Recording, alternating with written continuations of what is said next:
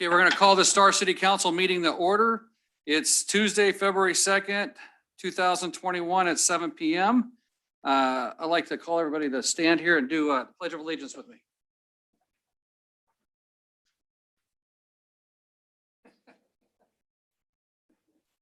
I pledge allegiance to the flag of the United States of America and to the republic for which it stands, one nation, under God, indivisible, with liberty and justice for all.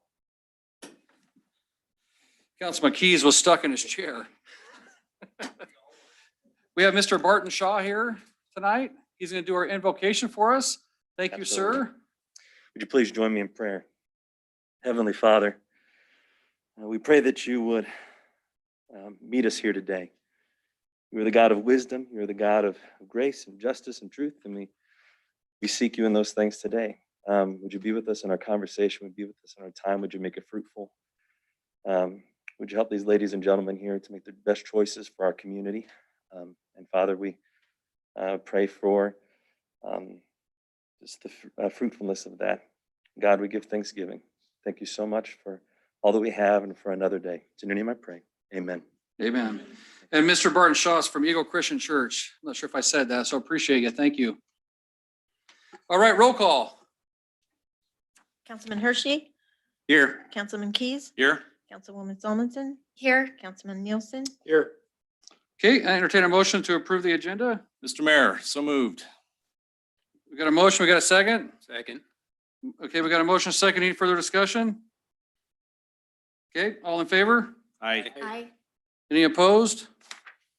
Okay, hearing none, we'll move on to item 5. Mayor Chadwick, Councilwoman? I move to approve the consent agenda consisting of item 5A, regular meeting minutes of January 19th, 2021. 5B, claims against the city for January 2021. 5C, building code adoption. 5D, liquor licenses, River Birch Golf Course and Ridley's Market. 5E, park maintenance supervisor contract. 5F, findings of fact and conclusions of law for number 1, Canvasback Subdivision Annexation and Zoning Development Agreement, Preliminary Plat AZ-20-11/DA-20-11/PP-20-11. And number 2, Saddlewood Subdivision Preliminary Plat PP-20-20. Okay, we have a motion. Do we have a second? Second. We have a motion, a second. Any further discussion? Mr. Mayor, Councilman Keys? I would like my vote to abstain from the findings of fact and conclusions of law for Saddlewood subdivision, item 5F2. Okay. Any further discussion? Mr. Mayor, Councilwoman? under, let's see, 5F, number 2, under the Saddlewood Subdivision Preliminary Plat, I'd like to add the condition, it was noted in our minutes, but I don't see it in there. The applicant shall provide ADA compliant services for all pathways and trails. You got that, Sean? Okay. Also, I'm going to remove, I would like to remove item 5C, the building code adoption. The reason I got put on there is our building official came and told us that there was some new adopted codes. And Chris informed me that the Star City Code already automatically adopts the new state codes every time they come out. So we don't have to have that on there. Okay? Are we good with that? Okay. Any further discussion? Okay, all in favor? Aye. Any opposed? Okay, on to item 6A, the Transportation Committee is, John, here, there you are. Talk about the adoption recommendation to ACHD for the integrated 5-year work plan. So let me try to find that here. Okay.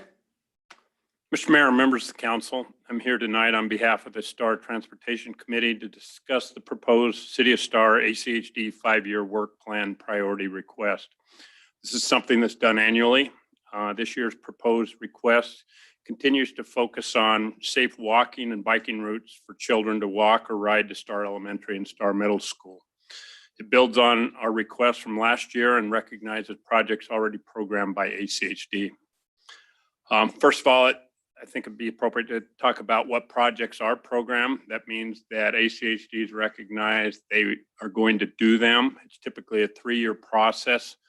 1 year they'll start the design, the next year they'll do the right of way, and then the 3rd year they'll do the construction. So those projects that are in the queue right now with ACHD, there's 7 of them. On Pollard Lane from Floating Feather to Star Middle School, they anticipate constructing a 7-foot path along the west side of Pollard Lane from Floating Feather to the middle school. They anticipate starting that project in 2023.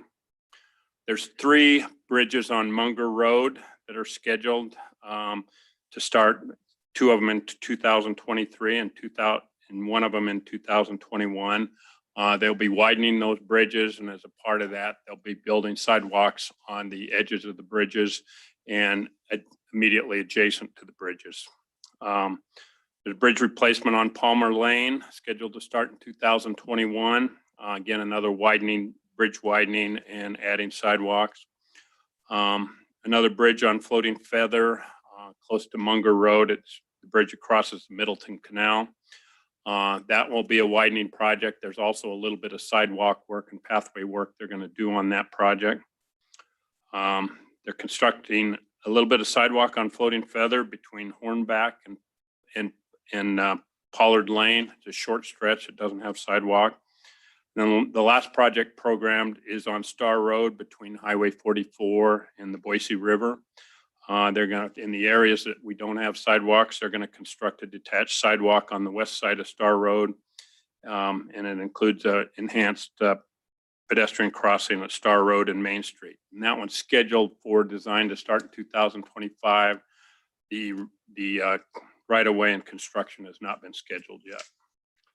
So with those projects in the queue, what our focus on of adding to the request that hasn't been approved is on Floating Feather between Munger Road and Star Road, as a part of that bridge project over the Middleton Canal, is to add sidewalks. There's a few gaps remaining between Munger Road and Star Road on both sides of the road. We think it's appropriate time now just to add those sidewalks and finish that up. So that's our first request.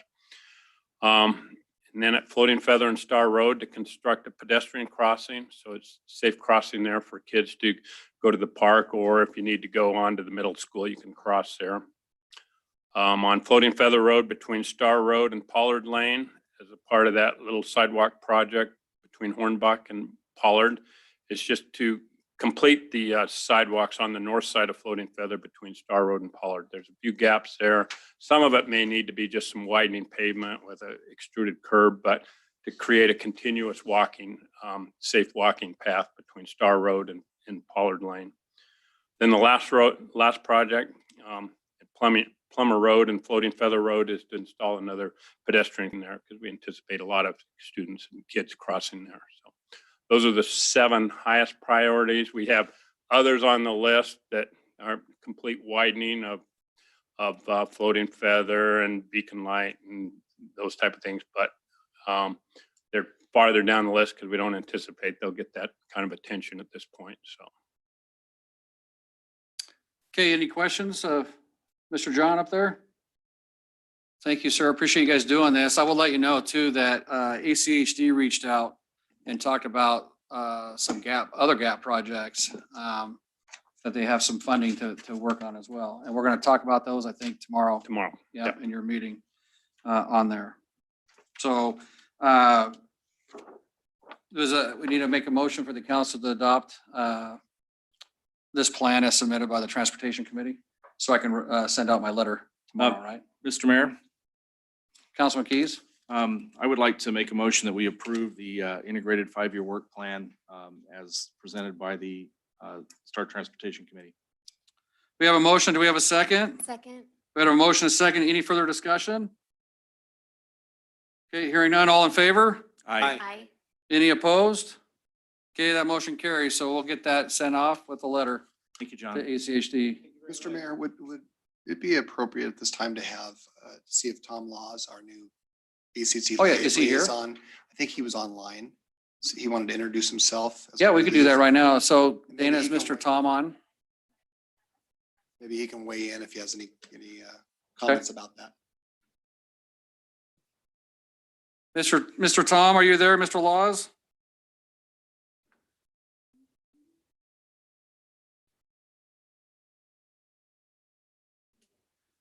So we have a new ACHD liaison, Tom Laws.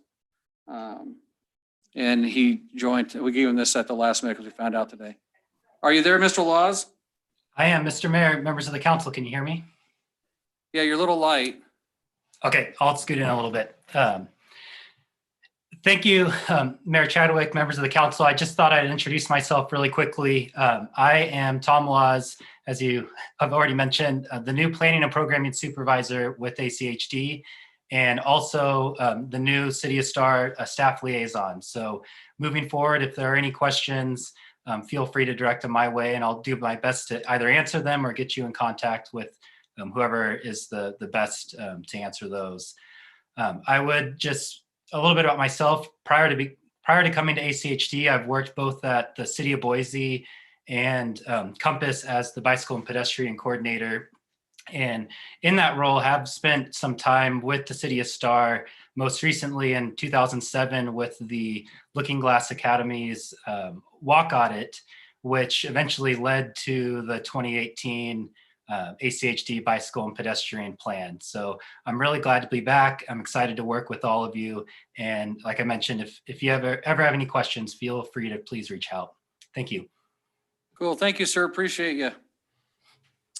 Okay, we're going to move on to item 7, old and new business. I just want to make sure Chris is on first, our city attorney.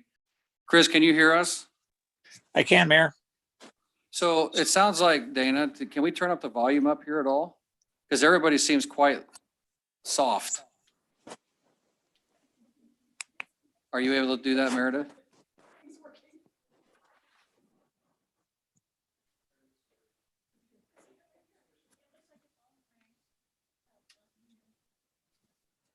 Can you say something again, Chris? I just want to see how.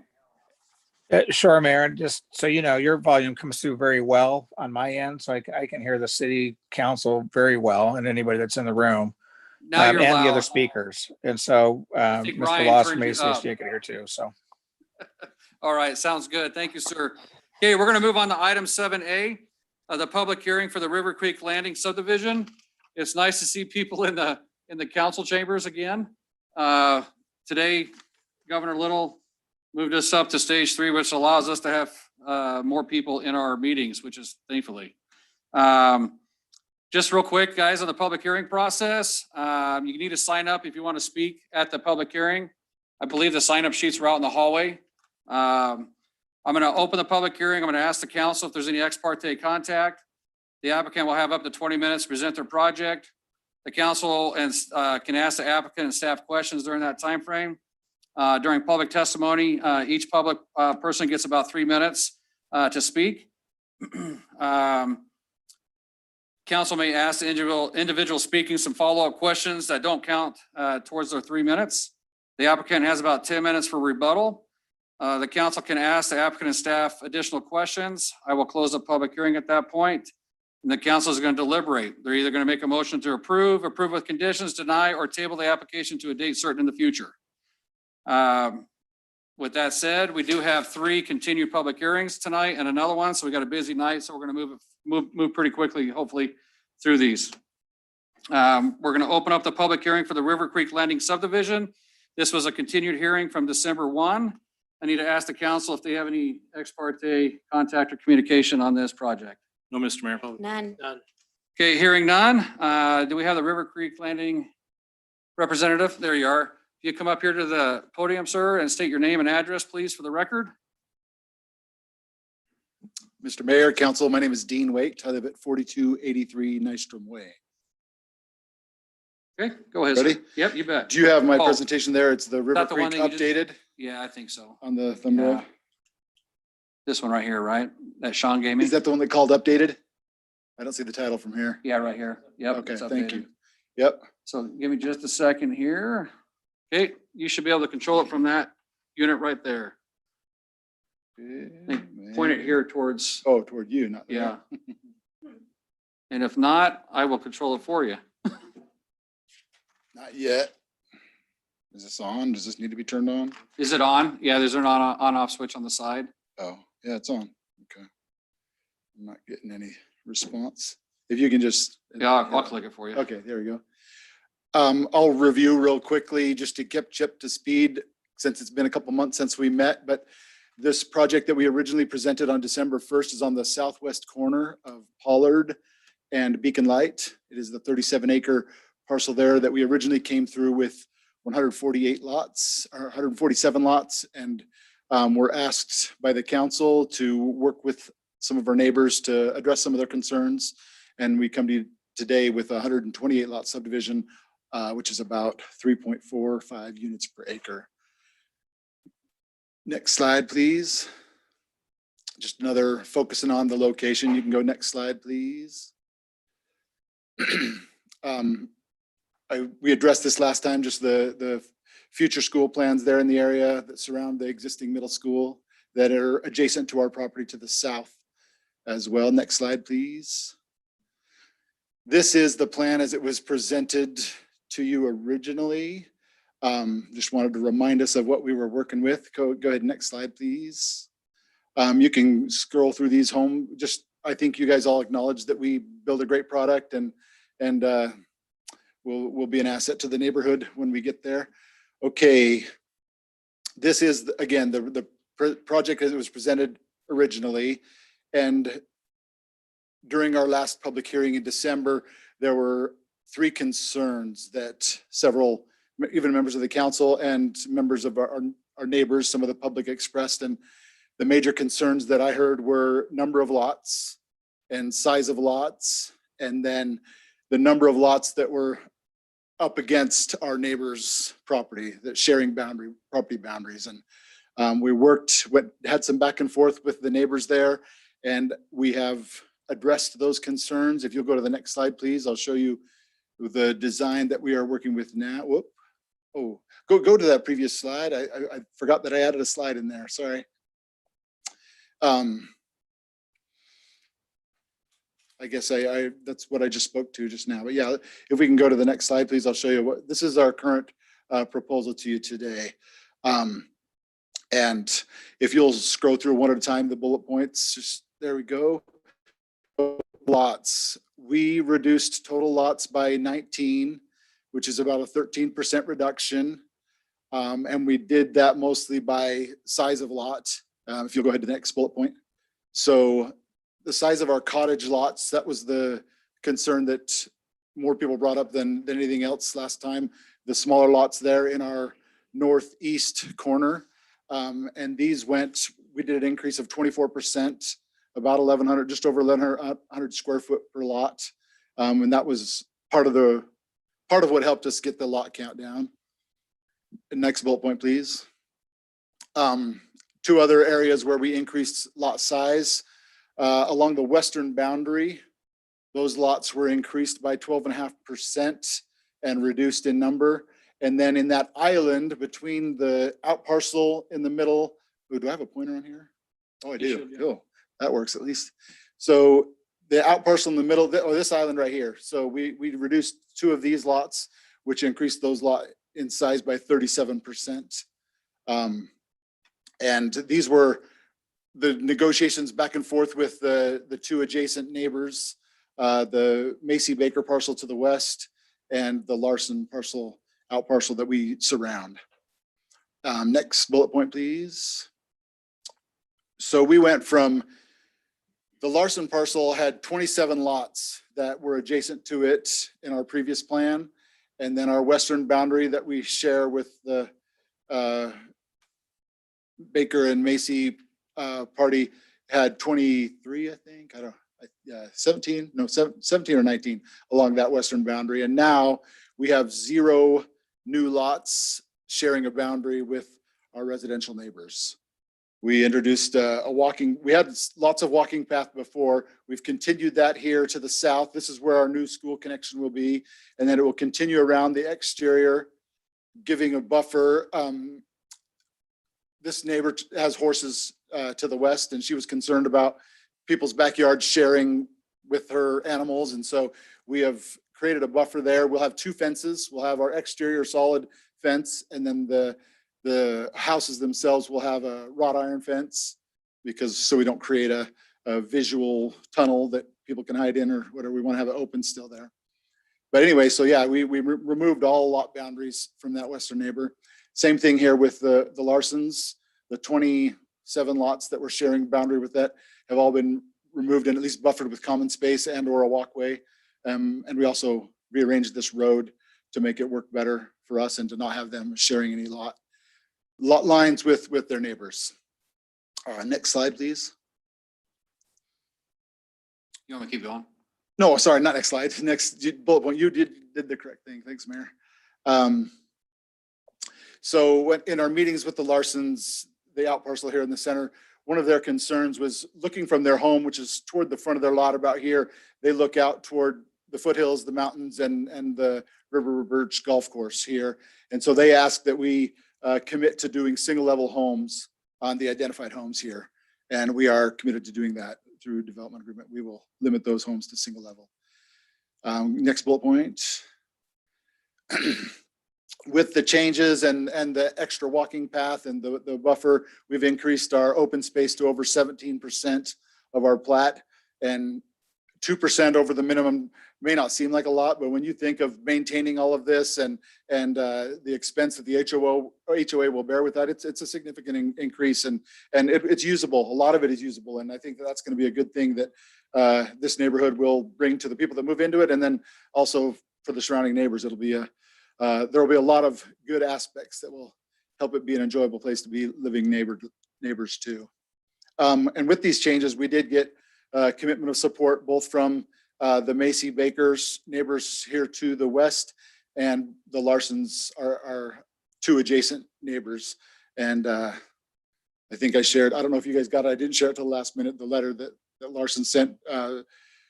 Ms. Macy shared her consent verbally. I met with her face to face and we talked about it, and she said that she would support it, but it was verbal and not by written. Okay, go ahead, next slide. Next slide, that's just the email back and forth between Larson and myself. So yeah, you in December asked us to go back to the drawing board and to work with the neighbors and present something that was more accepted and approved by our neighbors. And that can be a steep request for developers, as I'm sure you know. There's a lot of people that don't like building happening in their backyard, no matter what it is.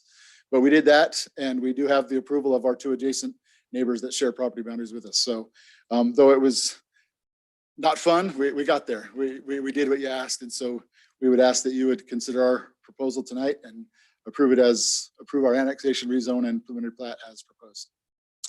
Okay, any questions of the applicant? Mr. Mayor. Councilman Keys? So thank you for working with the neighbors. We've actually been asking a lot of people to go back and have those engagements. And for the most part, we've gotten some pretty positive results from it. So I appreciate that. Hopefully, I know it was a difficult process, but I hope it was a positive one for you.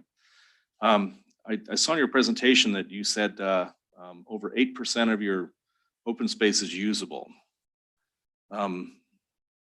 Is it 9%? Because the reason I'm asking is our code requires 10% minimum for usable. So I'll have to, the engineer did not get that number back. That's why I said I was kind of vague there, because we've kind of been scrambling back and forth, and the changes that happened were pretty recent, and I never did get the actual number. I said over 8% because I knew it was higher than it was before, and that was the number we were at before.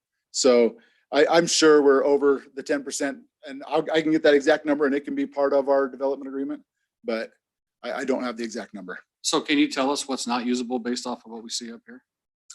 The only thing I think that would not be usable is, so it either has to have a walkway through it, which all of this narrower green parts do, or it has to be, I think, 50 by 100. So there are, oh, where am I? There we go. So some of these end caps, the sidewalk doesn't count for a walkway. I don't know if the end caps count toward that. So that would be the parts that don't qualify. They're not 50 by 100, and they don't have more walkway other than just the sidewalk through them. But as you can see, it's not a lot of the square footage of the open space. I was very safe. Like I said, I don't know the number. I just knew that we improved. It's probably 15 or 12, but sorry that I don't have that number for you. Okay. So you've reduced the density, which I think everybody appreciates. Are you looking to amend your application to an R4 application at this point? Yes, we are. We had some discussion with Sean about that and we are okay with that. Yes. Okay. Have you presented a streetlight plan to the city? If that was, is that part of the preliminary plat application? It is. It's not something I've seen in my packet, so that's why I'm asking about it. Okay, well, there was some back and forth between the new style that is not yet approved, but is suggested by the city, and we have agreed to use that light. I don't mean the light. I mean where they're going to go.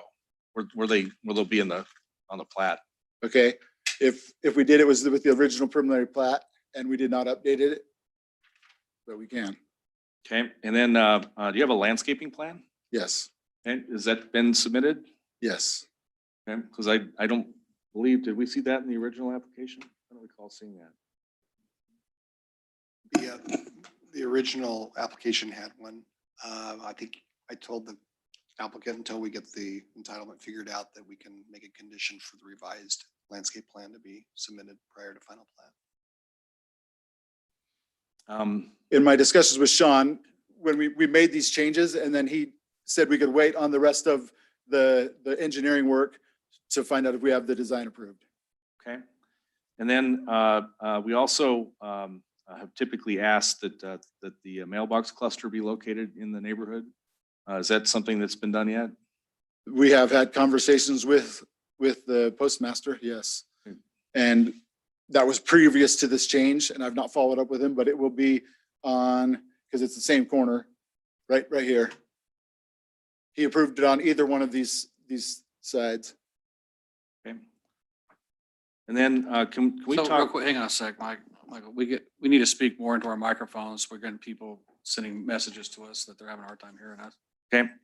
And then can you briefly describe how this particular plat, how the stormwater is going to work on this, in this plat? Yeah, most of the stormwater is collected in this entrance underground under this common area. This common area here, there's going to be some we're getting right here in the corner there. Okay, so everything's retained on site. There's not a 100%. Yeah, we submitted a stormwater plan and obviously it's changed a bit. So we will finalize it if we have approval with this. okay, those are all the questions I have for now. Thank you. Okay, any further questions of the applicant? Mayor Chadwick. Councilman Nielsen? So similar to Councilman Key's question around landscaping, could you just take us through high level what you have planned? And I'm specifically interested in the landscaping that you've planned for around that center parcel that's Yeah. outside of your sub. Yeah, and one of the conversations that we've had with Sean and with the Larsons that live in this center parcel is we want to do a small berm along this entrance just to buffer them a little bit from our road and our houses. And then it's going to be heavily landscaped. Yeah, it will be, I'm not sure if you're familiar with our other entrance down this road at Iron Mountain Ridge. It'll be more Yes. than that. So yeah, it's going to be trees, shrub. It'll be very nice entrance landscaping. And did you discuss that with the Larsons? Yes. Any other questions of the applicant? Mayor Chadwick. Councilwoman? Can you discuss or tell me a little bit more about the fencing? You mentioned the solid and the wrought iron. Can you just point out where they're? So our perimeter fence will be a solid vinyl fence around our entire perimeter.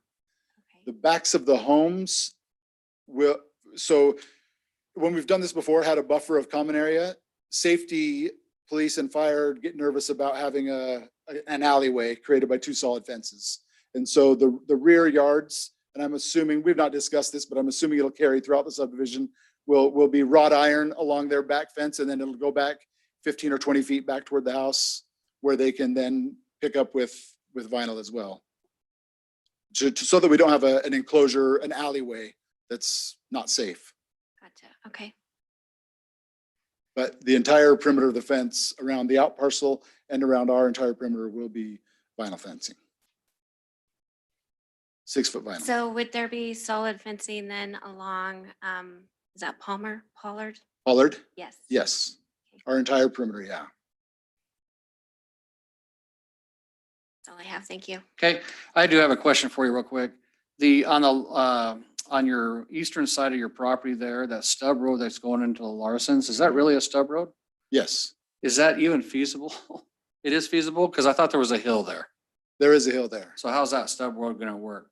Do we know? Or is that just, is that an ACHD requirement for that to go there? Okay, They did not require where it went. They required a stub.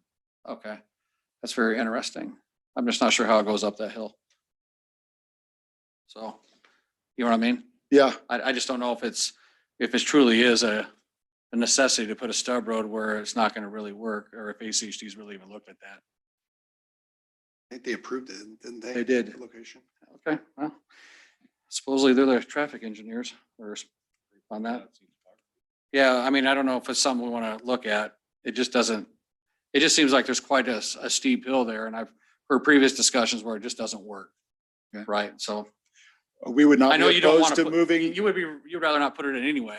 Yeah, it's you know. not a benefit to us at all. Right, okay. That's all I had. Thank you, sir. Any other questions of the applicant?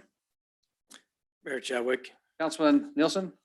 I'm not sure that I have a question yet. I guess I've got something that's, in my mind, and I'd appreciate maybe some council, not discussion, but some thought, and maybe there's a question that comes out of it. Is that fair? I'm okay. I'd really like to see a landscape plan. And I'm particularly concerned about, for this whole subdivision, this whole project, about the impact on especially the Larsens there in the middle. Because it's a big deal to put a subdivision all the way around, an open space like that. And a lot of times people, like you've got the 6 homes there to preserve a view to the east. I'm thinking about, the view to the west and the impact of that, entrance Can I address that question? Yeah. That was a specific back and forth with the Larsens and I. So we removed the 2 lots here because that was their request for that. And we removed a lot here on this corner. That's what they requested. And they are in support of this as it's designed. And that's what we also agreed to increase the landscaping and provide power to his shed and a couple other things. But yeah. So they want a lot of trees along that side, and they want, did you talk about the height of the berm, and is there a fence there? What I described to them, I didn't say how tall it would be. I would say it would be a minimal berm. We don't have a lot of room to build a big fancy berm, but it will be a minimal berm just to get some protection there. Yeah. So, Councilman, Mr. Larson signed up to speak, so you could ask him those questions too. Sure. directly. There we go. Great. So. Does that work? Yep, that works. All right. Any further questions of the applicant? Do you have a sign-in sheet here for me? Thank you. You can sit down, sir. Thank you. Okay, we're going to start with the folks that are in here first, and then we will move on to those that are on the Zoom side of this. So we have Mr. Dean. Oh, that was you, right? Mr. Joe? Name and address, sir, for the record. Joe Abreu, 2730 North Rolling Hills. And nice to see you here today. I just have a couple quick questions. Number one, I guess this thing works, right? I don't know how you use it, but oh, there we go. This section here at the southwest corner of this property, I am directly adjacent to that. And it's my understanding that if you're within 300 feet, you need to be contacted by the developer for like these community meetings and what have you. That didn't happen. And my, I guess, request would be that this be a larger buffer all the way down. This is encroaching. This is kind of a useless buffer in my mind. I still think this is not good. They're really impacting the Larsens, and I feel bad for them, actually. The other request I would have is all these homes along this, I guess that would be the northern side of the school property and the western side. At least this impacts my property considerably for mainly view and vision. that minimally these lots should be all bigger and that all these homes be single-story homes. Based on I've been seeing in the neighborhood, it's really getting closed in with all the two-story homes and all the different developments. And they are encroaching on land that has been used and lived in for many, many years. And it's kind of unfortunate that actually, in my mind, that STAR's even contemplating something with this many homes in it. And with everything else that's going on around there, around that whole area, it's just compact, compact, compact. These look very compact to me. I don't know what the size of these lots are because that's not on their plat here. But minimally in that area, larger buffer zone and a buffer zone all the way down here to meet up with this buffer zone. And all these minimally be single-story homes. This maybe not, doesn't really, I mean, I think that would be the way to do it. And all along here too, should be all single-story homes.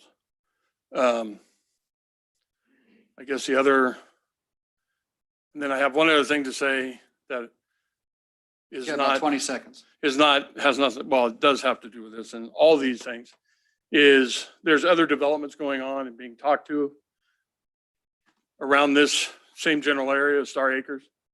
And for some reason, which I'm sure it's planned, they're setting up these community meetings to talk to neighbors and everything. And River Creek did it too, is setting up those meetings at the same time and the same dates About 5 seconds. as council meetings. Because they know if you want to come here, you can't talk to them. Because you can't be in two places at one time. I don't think it's fair to the community to let these developers I have understand. meetings at the same time that you guys are having Yeah, meetings. your time is up, Joe. Mr. I Joe. understand, Thank you, but sir. those are my requests. Okay. I have Mr. Bob Faylow. Is he here or is he online? So you're not online. It was at first. Okay. I will, if the Larsons are here to address questions, I will wait for any response. Okay, Mr. Jake Conklin. You come up here and speak, sir. State your name and address for the record, please. Jake Conklin, 11347 West Dallin Court, Boise. I'm here to support this project. I came at the last meeting. I appreciate Todd and Dean putting together a plan that would help the neighbors. I also recognize the fact that they are, Todd's a very good builder, and I appreciate the fact that he puts out a great product. The other thing is I represent realtors as well. Being in the marketplace here the last month, we have seen a significant increase in prices of home dramatically. The last two properties I sold, one in Caldwell, one in South Boise, in the 350 and the other one was in the 450 range. Prices increased over asking price. One was $40,000 and the other one was $45,000.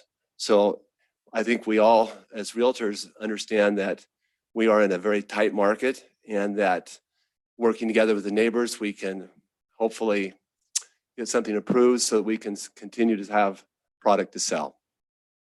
Any questions? Any questions? Anything want to know about the market? No, sir. No, we don't need to know. We've seen it. Thank you. Thank you. Okay, online we have Mr. Cody Larson. I think Dana's going to make him a panelist, I think, right? All right, Mr. Larson, can you hear us, sir? I can hear you. Thank you very much. All right, can you state your name and address, sir, for the record? And then the floor is yours. Sure. Cody Larson, 9393 West Beacon Light. I am that good-looking parcel there in the middle. Yes, we've met with Dean. We appreciate the opportunity we've had to meet with him. There has been some back and forth, and as I see the plan right now, that is what we discussed, and that's what we agreed to. The one thing that I don't quite have clear We did talk about the landscaping to the, what is that, northwest of our corner there. There's been discussion about a berm. Dean mentioned a small berm. I need to know what that height is. I was thinking something along the lines of about 5 to 6 feet in height with a fence on top of that. I have seen developers do what they called a small berm, and it was a speed bump, for lack of a better term. So I'm just kind of trying to get a definition of what that looks like and what that will be. Okay, anything further? Mr. Larson? Well, obviously we're not great fans of the overall development just because it's homes, but I did agree to the plan as it was presented and as it is shown here. I just don't know about the landscaping. And if Dean, and I'm talking here, if you and I discuss something, I don't remember what it was. So that's my big thing right now is what that landscaping is going to be like. Okay, and I think Councilman Nielsen has some questions for you. Thank you, Mayor Chadwick. So, Mr. Larson, the applicant represented tonight that he intends to heavily landscape that, which of course, if you've attended many of these meetings, that's one of the things I ask the applicants to do all the time. I love to see things heavily landscaped. I guess my only concern on that is how that affects where you are at, and if there's a lot of trees that go through there and that's really thick, does that obstruct a view, or does that, how does that impact you, and what's your preference on that? Yeah, great question. Thank you very much. I'm not a big fan of trees on that berm. I don't know if you can see an actual aerial view of my home, but I already have plenty of leaves to rake during the fall. I really don't need anybody else's leaves to rake. So if we could eliminate trees along that berm or that landscaping, specifically down to that shed that I have, that would be preferable. If they're non-deciduous trees, does that change the equation for you? Height of those trees is probably more of we've got some pretty sunsets. I'd like to be able to still see them if we can. So you would rather, sorry, Councilman Nielsen, can I ask? Please. Okay.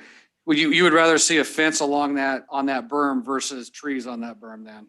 Yes. I know the fence won't grow much. I know trees will. Okay. Okay, thank you.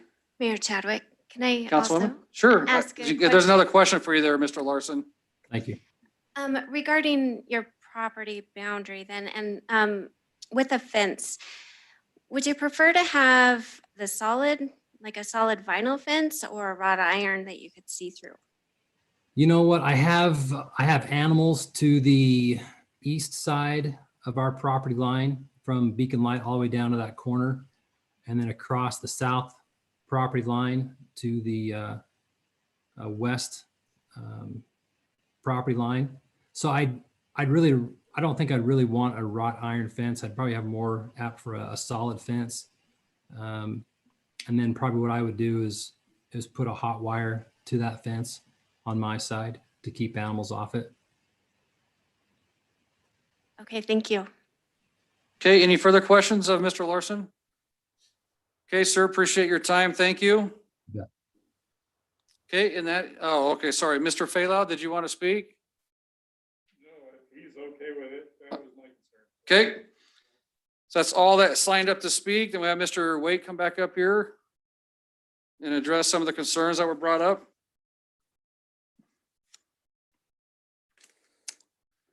Mr. Mayor, members of the council, one of the concerns that how do you say Abreu mentioned was that he was not notified, and he certainly was notified of our neighborhood meeting that we originally had. And I think that he called in or talked to me on the phone.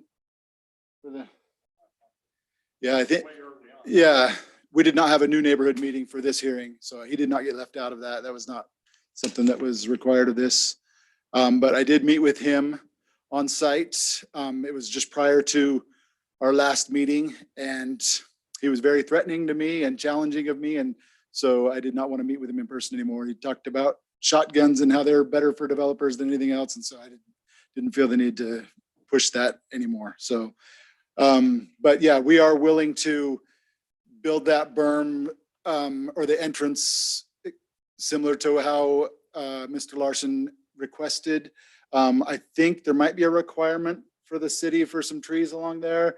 If we can move them somewhere else and that makes him happy, we're okay with that. We want it heavily landscaped, so we can do that with shrubbery. We can do that with a few evergreens, and I can talk to him about placement of that. But yeah, we're willing to work with him and make that the way he likes it. We do want it pretty. We want our subdivision to look good coming in, but you can do that in more ways than one. So you're okay with the 5 to 6 foot berm? Yes. Okay. Yep. Is that your rebuttal? Yeah. Okay. Any other questions? Any further questions of the applicant here? Now's our chance. Mr. Mayor, one suggestion, if you Okay. are not comfortable not seeing a plan in front of you, is you can make it a condition of approval and incorporate what you've heard today, berms, vinyl fencing, things like that, in the development agreement, and then require that the applicants resubmit a revised landscape plan prior to final or at final plat submittal. And you can also put a condition in there that that plan would need to be reviewed by the adjacent property owners for compliance with their with what was agreed upon. So they'll get a chance to look at it, and then we can incorporate that into the staff report. You guys will get a chance to see it before you approve the final plan. Okay. Any questions of staff regarding that? Councilman Hershey? Not of staff. I just had a general question. When it comes to the west and southern border along the where the two fences are going to go, about how wide is from one fence to the next fence going to be? It's 15 feet. Okay, so 15 feet. And a 5 foot path? Yeah. And sorry, David, is it going to be a paved path? Right now we're proposing a gravel path. For the is the gravel path just for the outside borders, but the inside paths will be paved, or is it all gravel? You know what? Originally, everything was going to be concrete and or paved, but with the addition of all of the extra pathway, we did decide we saw that gravel was an approval or approved use. And so that we can finalize that, but I think we were doing gravel around the outside and then concrete interior. So to make it ADA compliant, which we're pushing heavily, if you've heard any of our other meetings, we would like to have that either asphalted or not gravel. The exterior? Yeah. Yeah, we're okay with that. Yeah. Okay. Mr. Mayor, Hang on, sorry. Councilman Hershey's got. You said I cut him off. one more clarification for me, please. Now, I know you were talking about berm around the Larson property. Was there berms anywhere else around the properties, or was that about it? 'Cause I know that you said a fence, and we got landscaping that's going to go. Along both major everywhere. roadways, there will be significant berm and landscaping, yes. Okay, thank you. Okay, Councilman Keys. thank you, Mr. Mayor. So along that pathway along the western boundary, it looks like that's going to be an ultimate route to a school. Are you willing to agree to a condition of approval that there would be an easement to allow the public children to use that to get to school if they're outside the neighborhood? Yeah, I think so. That's what we intended, people coming through this and making a safe walkway, yeah. Okay. Thank you. Okay. Any further questions of the applicant before we close the public hearing? And any questions of staff? No? Okay, I'm going to thank you, sir. Yeah. I would just state that I'll meet with the Larsons before we do our landscape plan and get specifics on what they're thinking of there and incorporate that into our landscape plan. Okay. So I'm going to close the public hearing. We're going to move to council deliberations. Mayor Chadwick, Councilman Nielsen. thank you. Sorry. That's all right. At least I don't call you Mayor Bell anymore. I'd like to thank the applicant. Good job taking the feedback from last time and coming back to us with a plan. I feel very supportive of what's presented here tonight, what we've discussed. I appreciate your work with the neighbors. Those are sometimes hard conversations, but what we found here is they're really important conversations, and things tend to work out better after they've taken place. So thank you for doing that hard work. And it sounds like you'll continue to do some of that with the Larsons on the landscaping, and that's much appreciated. So I guess, with the conditions that we've talked about here tonight, I feel supportive of this application. Okay. Any further discussion? Mr. Mayor, Councilman Keys? I'd also like to thank the applicant for working with the neighbors. That, again, it's a process we've had that it's not been 100%, but it's generally helped bring better projects in the city. In general, I just like this layout a lot better than the original one anyway. I think the way you've moved the roads around is going to work out a lot better for the surrounding properties, and I really appreciate that. I appreciate your flexibility on pathways and on the landscaping. But yeah, I think that this is a better project than what we saw before. So thank you for that. Okay, any further discussion? Mr. Mayor, if I may Councilman Hershey? add, I just want to make sure that landscaping is seen as it's been discussed. And also, over these last 5-6 months, I think we've really ramped up. Well, unfortunately, sending everybody home and then come back. And it's happened 2 or 3 times to almost every applicant. Very, very rarely do you come up here the first time. But these neighborhood meetings, I think those have also really ramped up. And I know I've been the neighbor at times that's been wanting to change a development, and I wasn't on city council at the time and did my part. And it was difficult, and some of those get very heated and very, very, very tough. But you never can get everybody to 100%, and that's just a known fact. But the fact that they did reduce the density, and I think that's usually almost always my ask. The landscaping, working directly with the neighbors, and coming back with this product is an assurance that it looks like it's, as stated, on the right track as far as I can tell for now. So I just really want to make sure we do get to see the landscaping plan at some time before this goes into the consent agenda, if it gets approved. Thanks, Sean. Okay, any further discussion? I'd like to add one more thing, or just part of a discussion, I guess, is there was mention that it was an 8% open space, that usable open space. So I want to make sure I'm in agreement, or but I want to make sure that we have that at least 10% usable open space. Mr. Mayor and Council, the original plat submitted did meet the 10%. And it does look like they've increased that especially with that pathway on the west. But we'll have it a condition that they need to meet that minimum 10% usable. Any motions or further discussion? Mayor Chadwick, Councilman Nielsen?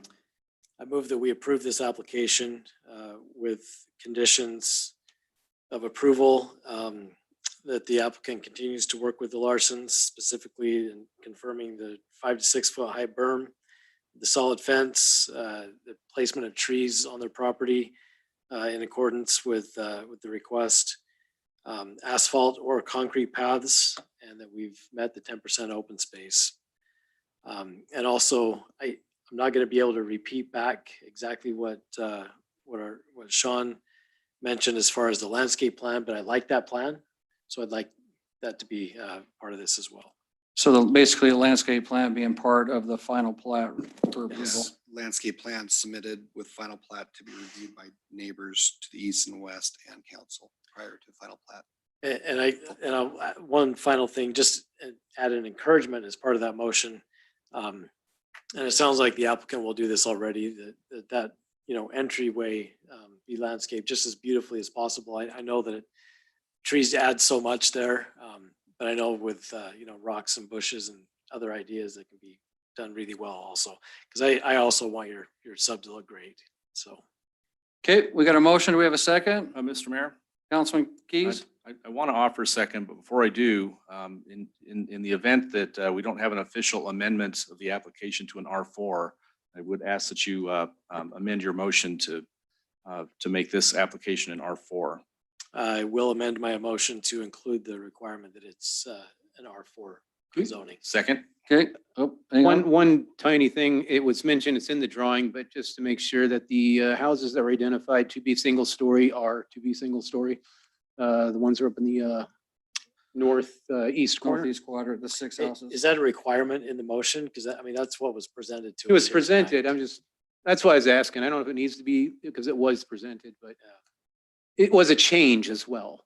Okay, I'm fine including that in the motion if that's a requirement. State it again. The 6 homes presented tonight Yes. as single story, that is a condition of approval that they will be built and remain single story. So, Mr. Mayor and Council, one last thing before you make a motion, because by changing the zoning to R4, we need to discuss the side yard setbacks. Make sure that the applicant is the R5 allows for 5-foot 1 and 2 story setbacks. So if the applicant is okay with having that 5 per story in the R4, I just want to make sure it's all clear before we move forward. So, okay, so the R4 address that. zone dimensional standards will be adhered to. That'd be adhered to. Okay. Okay. Okay. Great. So we got a motion. Do we have a second? Second? We got a motion, a second. Any further discussion? Okay, all in favor? Aye. Any opposed? Okay, that motion carries. Thank you. We'll move on to item 7B, the public hearing for the Pain Point subdivision. This is a continued hearing from January 5th. I need to ask the council, you need your, sorry, before we get going, let me make sure. There you go. Ask the council if we have any ex parte contact or communication regarding this project. None. No, sir. Mr. Mayor. None. Okay, I'm sorry, I cut you off. Hearing none, we could have an applicant come up, say the name and address for the records, and they got 20 minutes.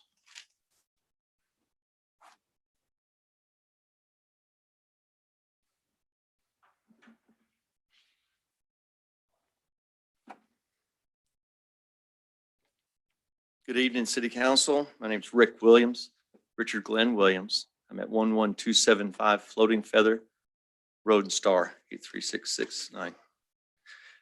I'm here to discuss the changes that we made to the plat upon your guys' request and guidance. If I could get the changed plat that we sent over, hold up on the screen, thank you. This is a comparison here. Or do you want the one above it? The one above. You want it. this one? Yes, sir. That'll be Okay. just fine. Oh, where is the pointer? Okay, under Councilman Keys, he asked that the road be brought up to what ACHD wants on width, which we did. We widened that road to the minimums what ACHD and Star request. Lori Murray Phoenix requested and asked about parking along with Mr. Derek Martiz, the next door neighbor right here. So we added 9 parking spots along the back right here, which was more of a common area. So we did that. We also, Kevin asked us to take these sidewalks that were on the front of the houses and bring them into the common areas. So we brought this one on that side and brought that one to this common area. So we did those things that they asked us to do and made the changes, hoping that that would suffice and get everybody in agreement. Kevin sent a letter, I believe, to the mayor this afternoon. Mayor, did you see? Yes, it got passed out. Okay, thank you. Yep. And then Delbert, the guy that lives right here, I met with him this morning. And we were in his backyard discussing what he wanted to see for landscape and buffering on that side so that he, and the house here. So, I told him that I would put in he didn't want to lose his view of Bogus because the houses that we're doing from his backyard, he'll still have a view of that way. So he asked me to do some type of heavy shrub so people couldn't just look, in the playground, look into his backyard. We'll have a perimeter fence, but he wanted to make it, more some shrubs and stuff in there but not high shrubs, nothing over 6 to 7 feet. And I told him that wouldn't be a problem. We put that in the landscape plan for final approval. And I'll continue that look all the way down there to the end of the common area where there's no more houses. So that's all I had to change, I believe, to make everybody happy. And Kevin, he lives to the south right here, and he's the largest landowner adjacent to me. He was okay with it, with what he said in his letter. So I'd ask for the preliminary plat approval tonight, and for me to move forward with my landscape plan based on these changes. And I'll turn it over to the council for questions. Any questions of the applicant? At this time?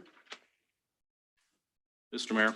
Councilman Keys? So I just want to clarify, my request wasn't to make the road ACHD, the width, but to make the whole road ACHD compliant.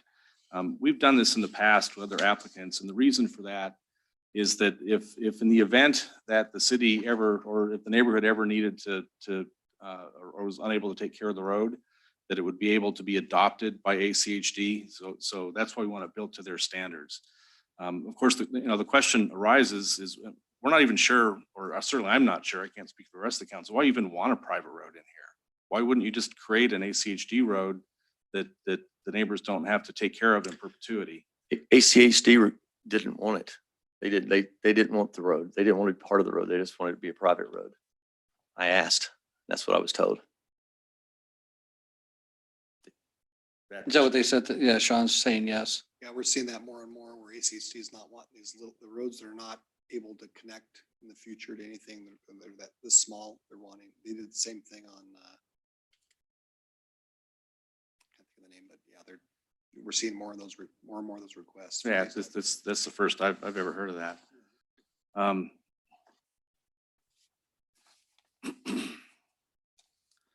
And then, when I was looking through this preliminary plat, it looks like you've got your stormwater going into a retention basin. And is that correct? This common area. Right. And I'm just curious, why you don't just discharge directly in the Middleton Canal through a sand grease trap? Again, I'm following the guidance of, if I do as grease trap, then that's just another eyesore. I'm trying to create somewhere for people to gather. We've been talking to some of the neighbors or people that are interested in this product, and they're asking if we would be okay having raised planter beds for their community to grow stuff in along this little area right here that's not part of it. And I'm okay with that, to create a common area for this community to grow plants and have fresh vegetables and stuff. I mean, because this is a one-off type thing.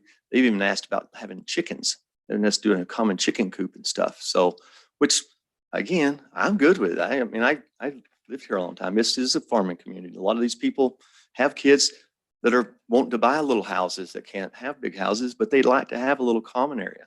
We don't have any common areas to play. And granted, they can go and add more burden to the park over there, or when they're younger, the parents can see them here.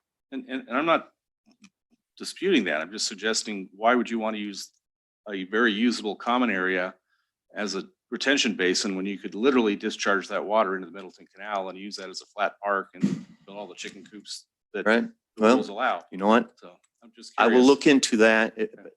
That's something that can be adjusted on my final plat. If Sean, after, Sean and my engineer, we all talk about it. If it's something I'm fine with it. I'm here to get guidance from you guys and to talk to the people in the community, which I did go back, worried that I might be shot or hung, but I went back to them and talked to them to get this all straightened out, to try to make some headway. But, I'm not etched in stone, but I'd like to get moving forward with something that says, okay, now I can work on a landscape plan. I can go work on that and get everything dialed in. At this point, I feel like I'm just throwing stuff up in the air and hoping something, somebody will give me something to start with. So another thing that we asked for in our preliminary plat application is the location of mailbox cluster. Yes, sir. Where's the postmaster approve that? He approved it right here in that area. And I believe Sean in what the original packet had a picture of what he requested. And it was a H style straight across, and he wanted it right there. Okay. And then in our engineer staff report, he had asked for a street light at Floating Feather. Correct. I didn't see that in this plat. Is that something that you intend to put in? Absolutely. Actually, I believe they said they want me to put one here and here. So they'll be lighting at both places. Okay. And then your landscape plan shows landscaping along the road, but it doesn't show anything in your common areas. And our city code requires landscaping in the common areas. Correct. And I'm curious why your plan doesn't reflect that. Because I didn't know I didn't know how much common area I was going to have when I started. And so I needed to find out where I was going to have areas to add trees and the quantity of trees that we need. And I needed to talk to the neighbors. Like Delbert didn't want any trees to block his view. He wants lower shrubs. So I needed to work with them and see what everybody would like to have. And, we like the same thing. So I'll work with them prior to submitting my final plat approval. I will have that information, and I'll have the homeowners will also have access to that prior to me bringing it final plat to you to make sure they're all in agreement of that's what they're expecting to see. Hey, and then if you read the minutes from the last meeting, part of what we also asked you to address with the neighbors was density. And can you share with us what that conversation was like?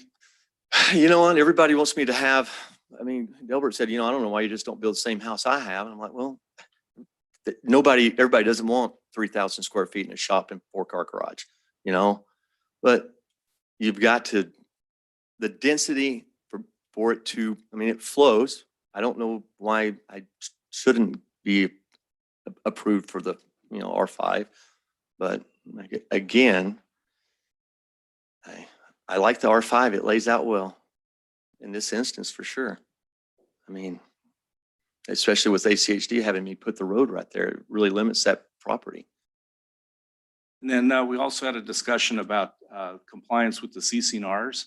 Yes. How this plan appears to be inconsistent with the requirements of the CCNRs and what they require. Correct. Can you speak to that? Yes, sir. We've changed the floor plan. I forgot, we also widened those lots all the way down. We made this common area a little bit narrower, like 6 feet, so that we could get another foot in these lots, which let me get up over 1,500 square feet downstairs and over 600 upstairs. And then all we have to do is get a 3-car garage scenario in there, which I have room. It just, you start with an idea and then you have to make adjustments. So I'm making adjustments, but I have more than enough footprint for what the CCNRs were requesting. And I've done some changes. I believe this time you have pictures of the other house plan in your packet that shows the colonial look. And I build a good product. These are going to be, the inside of the houses are going to be nice. And we're doing nice stuff on the outside of the house. I'm not building just junk. We're doing self-closing hinges, wood flooring. We're doing granite countertops. We're doing a walk-in shower in the master. These are going to be nice, smaller houses. They're not going to be like mobile home or, just small paper box little houses. So Those are all the questions I have for now, Mr. Mayor. Okay, any further questions of the applicant at this time? Okay, hearing none, we'll move on to the public testimony. Again, we have a couple people signed up in person and some via Zoom. And we'll start with the folks that are here first. We have Miss Ellen Morse. Is she here? Oh, there you are. Okay. You state your name and address and pull that mic down so everybody can hear you online too. Thank you. Thank you. My name is Ellen Morse and our address is 11282 West Floating Feather Road. We are directly across the street from I guess it would be the northwest corner of this plot. We're directly across the street. We are zoned, I guess, rural residential. We have 1 acre. So that's our position. So we look at this property every day for 35 years. My first comment, and I think Mr. Keys brought that up, was that I do remember Mr. Williams being asked to address the density issue. And as far, it doesn't look like the density issue has been covered at all. I looked through the documents that were on the City of Star website in relationship to this plot. And so on page 11, which is actually page 2 of the document, it says page 2 in the document, but it's actually page 11 of what you sent, what you have up. It gives the zoning around this property. I think it's the next page right there at the top. So the existing zoning on this piece is R2. To the north is R3. Plus us, we are 1 acre with just one home. And then to the south is R2. To the east is that nice big park. And to the west is R2. So I'm a little curious as to why this should be rezoned to R5 when you look at the completely surrounding neighborhoods to this piece of property. I did look at the pictures that were given for the elevations, and I didn't know which one was going to be the final product. One of them did look a little more like the neighborhood style. The rest I did not think looked like they fit in very well. The aesthetics of an R5 seem like drastically different from the surrounding area. I guess I realize Mr. Williams is anxious to get this approval. I understand that completely for the subdivision, but perhaps the huge impact of a rezone to R5 has been overshadowed. To me, this change is quite impactful, and it seems out of step with the current surrounding and the surrounding areas, and kind of out of step with zoning, and it seems premature that this should be taking place right on that odd-shaped piece of property, close to the intersection, right on the intersection of Star, Floating Feather, which is becoming very busy. About 10 seconds, ma'am. Well, I'm about done. So I guess those are the main comments that I wanted to make today, and thank you All right. for Thank you, Ms. hearing me Morris. today. Appreciate it. Mr. Bob Faylow? Bob Faylow, 2203 North Sunny Lane, Star. I don't know how much the outside designs of these have changed, so I'm not really sure about that.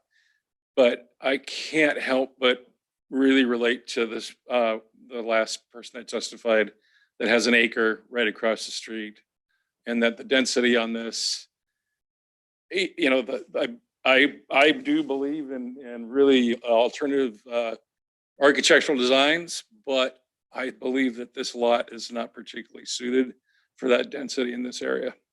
And that's kind of my main concern about it, because of the areas, excuse me, the density around it just doesn't match with it.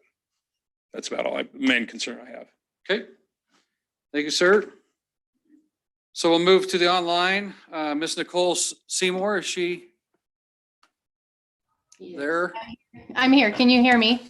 Yes, ma'am. Please state your name and address for the record, and you have 3 minutes, ma'am. So I'm actually here with Pat and Dell Martin. So if you don't mind, I would like to turn it over to Dell. He didn't get the link, but my address is 1540 North Wild Mustang Place in Star. Okay. Do you want to speak, and then we could have Mr. Dell speak?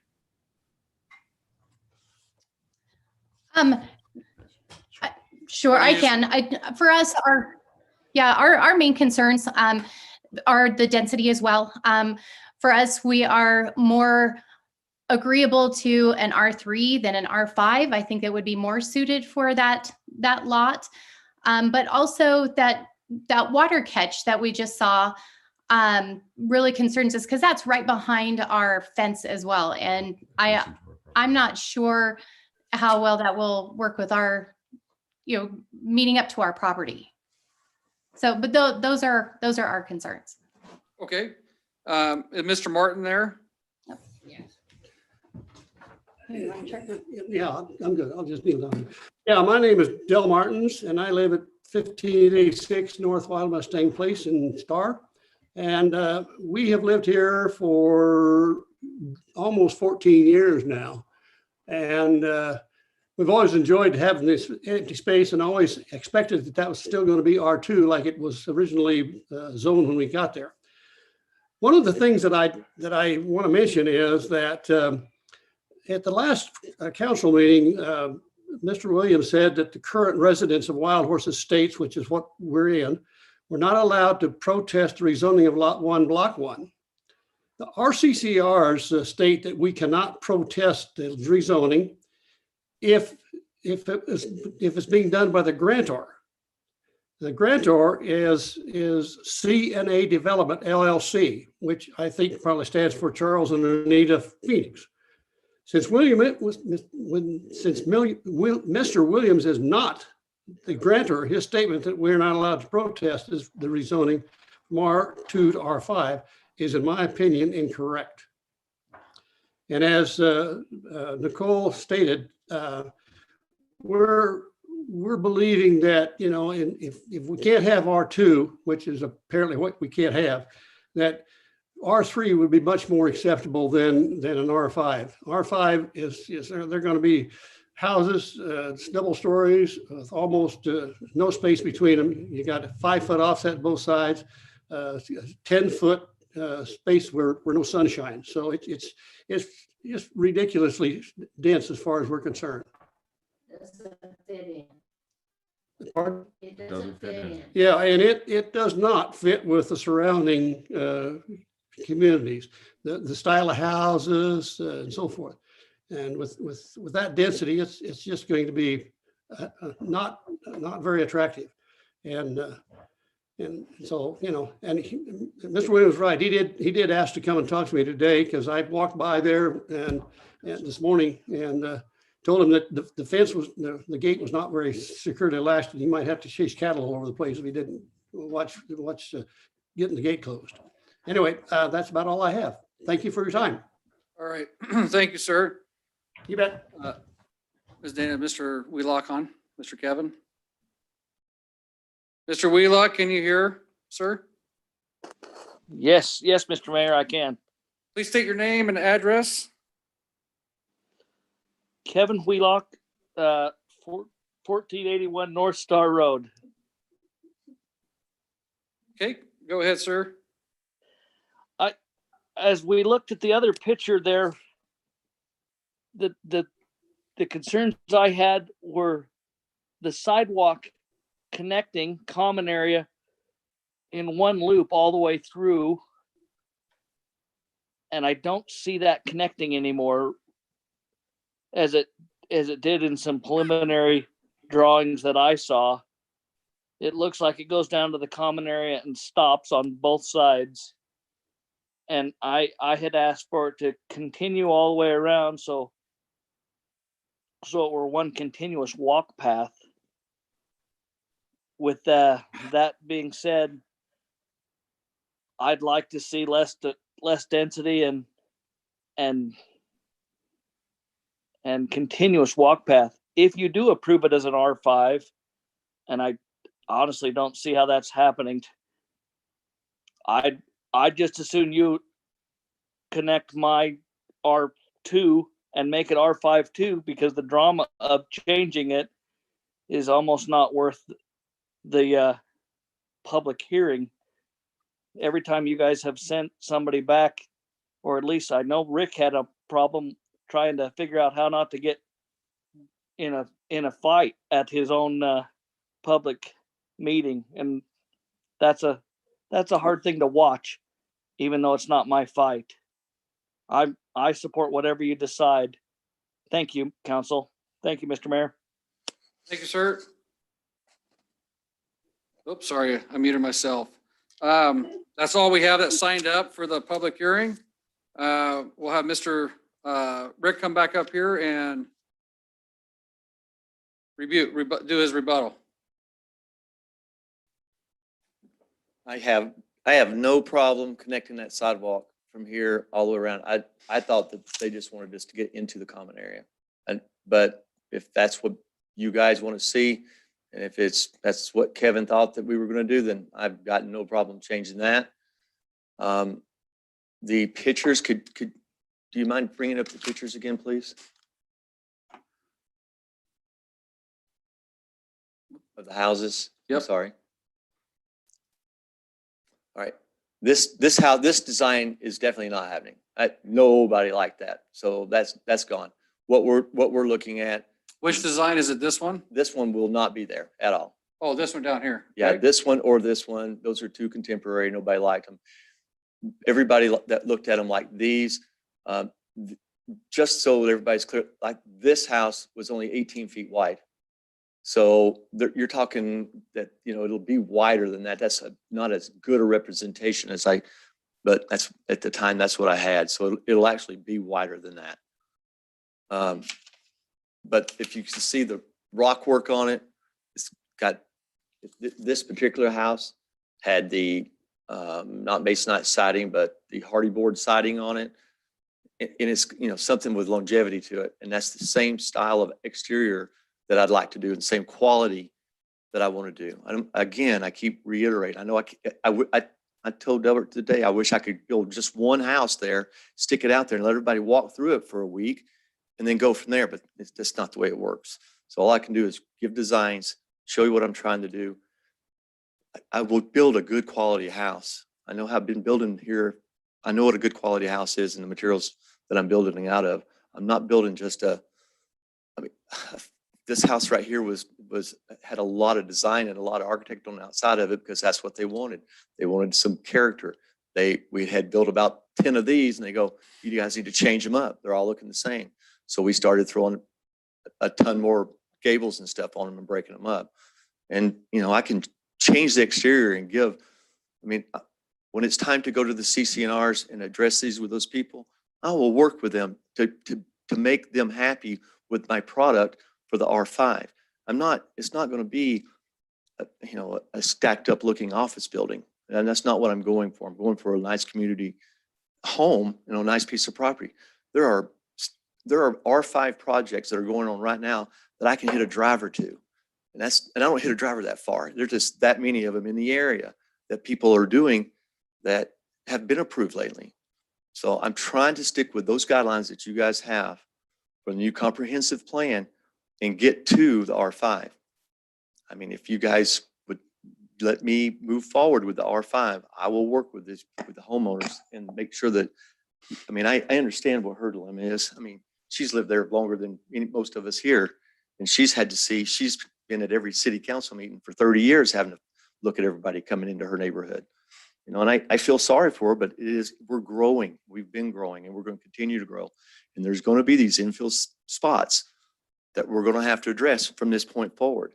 There's two more, that are just down the street. They're going to be coming and looking for something to do to fill in their places. So, I'd like to move, get this moving and work with our comprehensive plan like it was approved last year, and let's work with those guidelines and find a happy medium for me and for these people. So that's all I have. Okay, any further questions? Okay, I have just some questions and comments. So when you're talking about the comprehensive plan being approved, the only entitlement that you truly have is the R2 that's already designated there. Yes, sir. I understand. So we got to be that. clear of that, right? I know. So I that's understand. what's clear. In my opinion, I'm going to just tell you flat out, this doesn't fit. It doesn't fit the neighborhood. You've had neighbors that said that they would be okay with R3, which is a surprise to me. I would be willing to go with the R3 if they're okay with the R3. But this stack and pack mentality, when you say that we're approving this, is absolutely incorrect. Because every single person we've sent back here in the last year to go redesign their product to reduce the density, because we have a problem with the stack and pack mentality out here, to be quite honest with you, right? So I honestly think you may build a great product, but an R5 surrounded by R2s doesn't seem right to me, right? Because you have an entitlement of an R2 that's already been designated years ago for you on here. So I would have started out with something like that, in my opinion, right? And maybe work up to an R3, not to the top end of what a comprehensive plan said, right? That comprehensive plan, in my opinion, is more for places that don't have a zoning designation and stuff like that already established by previous councils and previous designs that people had. So that's where I'm at with that. Would the council be, if I went to R4, but see the problem. I would say R3. I'm not even good for an R4. It doesn't fit. It doesn't truly fit. And I'm the bad guy probably right now saying this to you, but I'm going to be honest with you. I don't beat around the bush. I'm just going to tell you exactly what I think. And I don't think it fits. I think an R2 or an R3 is probably more appropriate for a property like this, right there in that area that's surrounded by R2s and an R3 to the north, right? So that's where I'm at. But I don't vote unless there's a tie. I'm just telling you where I'm at. So, okay. Yeah, Mr. Mayor. Councilman Hershey? Yeah, we're glad you don't vote. No, just kidding. Wow. That's why I voted for him, so you can stop voting. Okay, that's a good one there. I'm only good for humor. We agreed not to say anything. Silence is consent. Mr. Williams, Yes, sir. I'm going to say right up front, I have no question on what you build. I have had no evidence presented to me that you wouldn't build something nice. So I don't think that's on the table. I don't think we're worried about you making salt boxes or whatever they called those old houses back when the factory popped up in there. What are they, shotgun houses? Shotgun houses. Okay, yes, sir. shotgun houses. Or mill houses. Yeah. You know why they called them shotgun houses? We'll talk about that when we're done. But, you know, it is an infield project. And you yourself just said, looking for that happy median. And your design is very unique. Some of these houses, you're right, they were just, looks like a kid went crazy with the Legos. And, but a happy median, I believe, does need to have a lesser density. Now, is that a 3 or a 3.5 or a 4? I'm not going to say, but 5 does, in my mind, seem just a little much where we are. Plus, if you could get that drainage pond and send it straight into the canal that Councilman Keys spoke of, man, that'd open up a lot of space just for something better than something that floods 6 months out of the year. Okay, absolutely. That's my comments. Okay. Thank you. Any further comments? Before we, no more questions, comments, Councilwoman? Thank you. I agree. And thank you for being so, I'm not as eloquent or I don't know if that was eloquent. or It's just straightforward. or straightforward. I don't know how to do, I'm trying, but anyways, I too lean towards the R3. I think that I have no doubt you would build a quality product. And I think that there is a place for what you have for a denser product. This area, I don't think it fits. So I guess my question is, I'm leaning towards, denying it, voting to deny it. So would you rather have us table it and have you Sure. go back to see if you can bring back R3? Yeah, if that's, can I table it? I need to address the drainage problem, see what that, I need to get the sidewalk tied back in and get that part of it tied back in and see what doing that does to my drainages and, having sidewalks and stuff in there. Cause I don't know how that, if that's the reason they didn't connect it, it's because maybe it needed to come that way for some reason. That's why I have the engineers. So yeah, I guess if you guys will table it and let me go back to them. And I don't think that's something that'll take me that long, like 2 weeks. Then I can come back and. Huh? It'll be March 2nd. March 2nd. Okay, March 2nd it is. If they decide to table. Well, if you'll let me table it and go address those problems. Councilman Nielsen, you look like you're getting ready to push? Oh, well, then.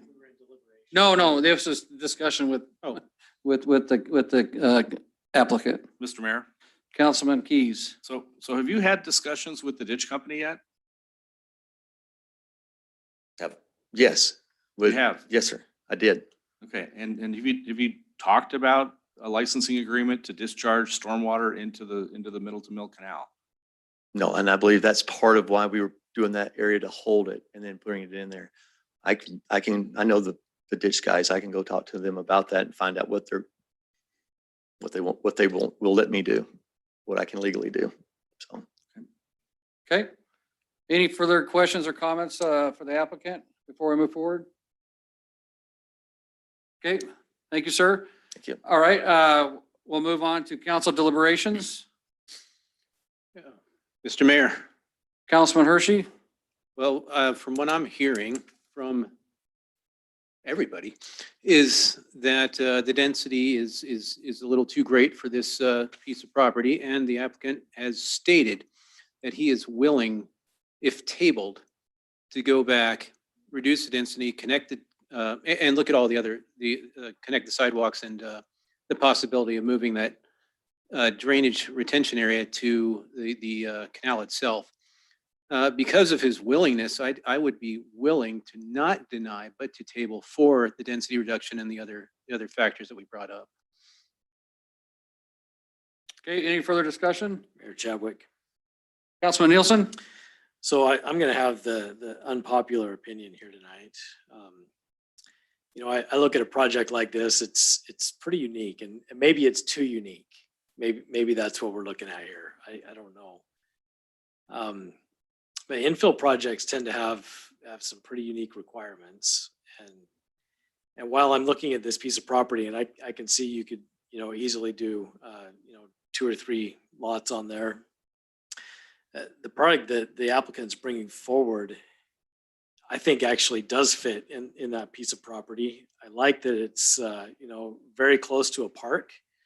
So large yards aren't quite as important, especially for a family with children. It's a type of product that we don't have a lot of here in Star. There's not too many places where you can go and buy a home that doesn't take a lot of landscaping upkeep. And so it's a little bit of a niche. Our comprehensive plan contemplates 3 to 5 units per acre, because 3 to 5 units per acre is a compatible transition from surrounding areas. It's the next step from R2 is R3 to 5. And it maintains residential use, which is residential is always compatible with residential, at least as far as planning terms go. There are some quirkiness, things that I think are quirky about this. I think I stated in the first hearing, I'm within the 300 feet area. I was notified, to attend the original, the neighborhood meeting. I did not choose to do that, but I am in that impact area. And so I guess I'm speaking as one that potentially is just as impacted as all the other neighbors around it as well. But realizing that I'm definitely in the minority here, and this is likely to be tabled or denied tonight, I did feel though that it's important to at least express that I would be willing to move forward with this, and including the rezone for the Wheelock property as well. We're within walking distance to school.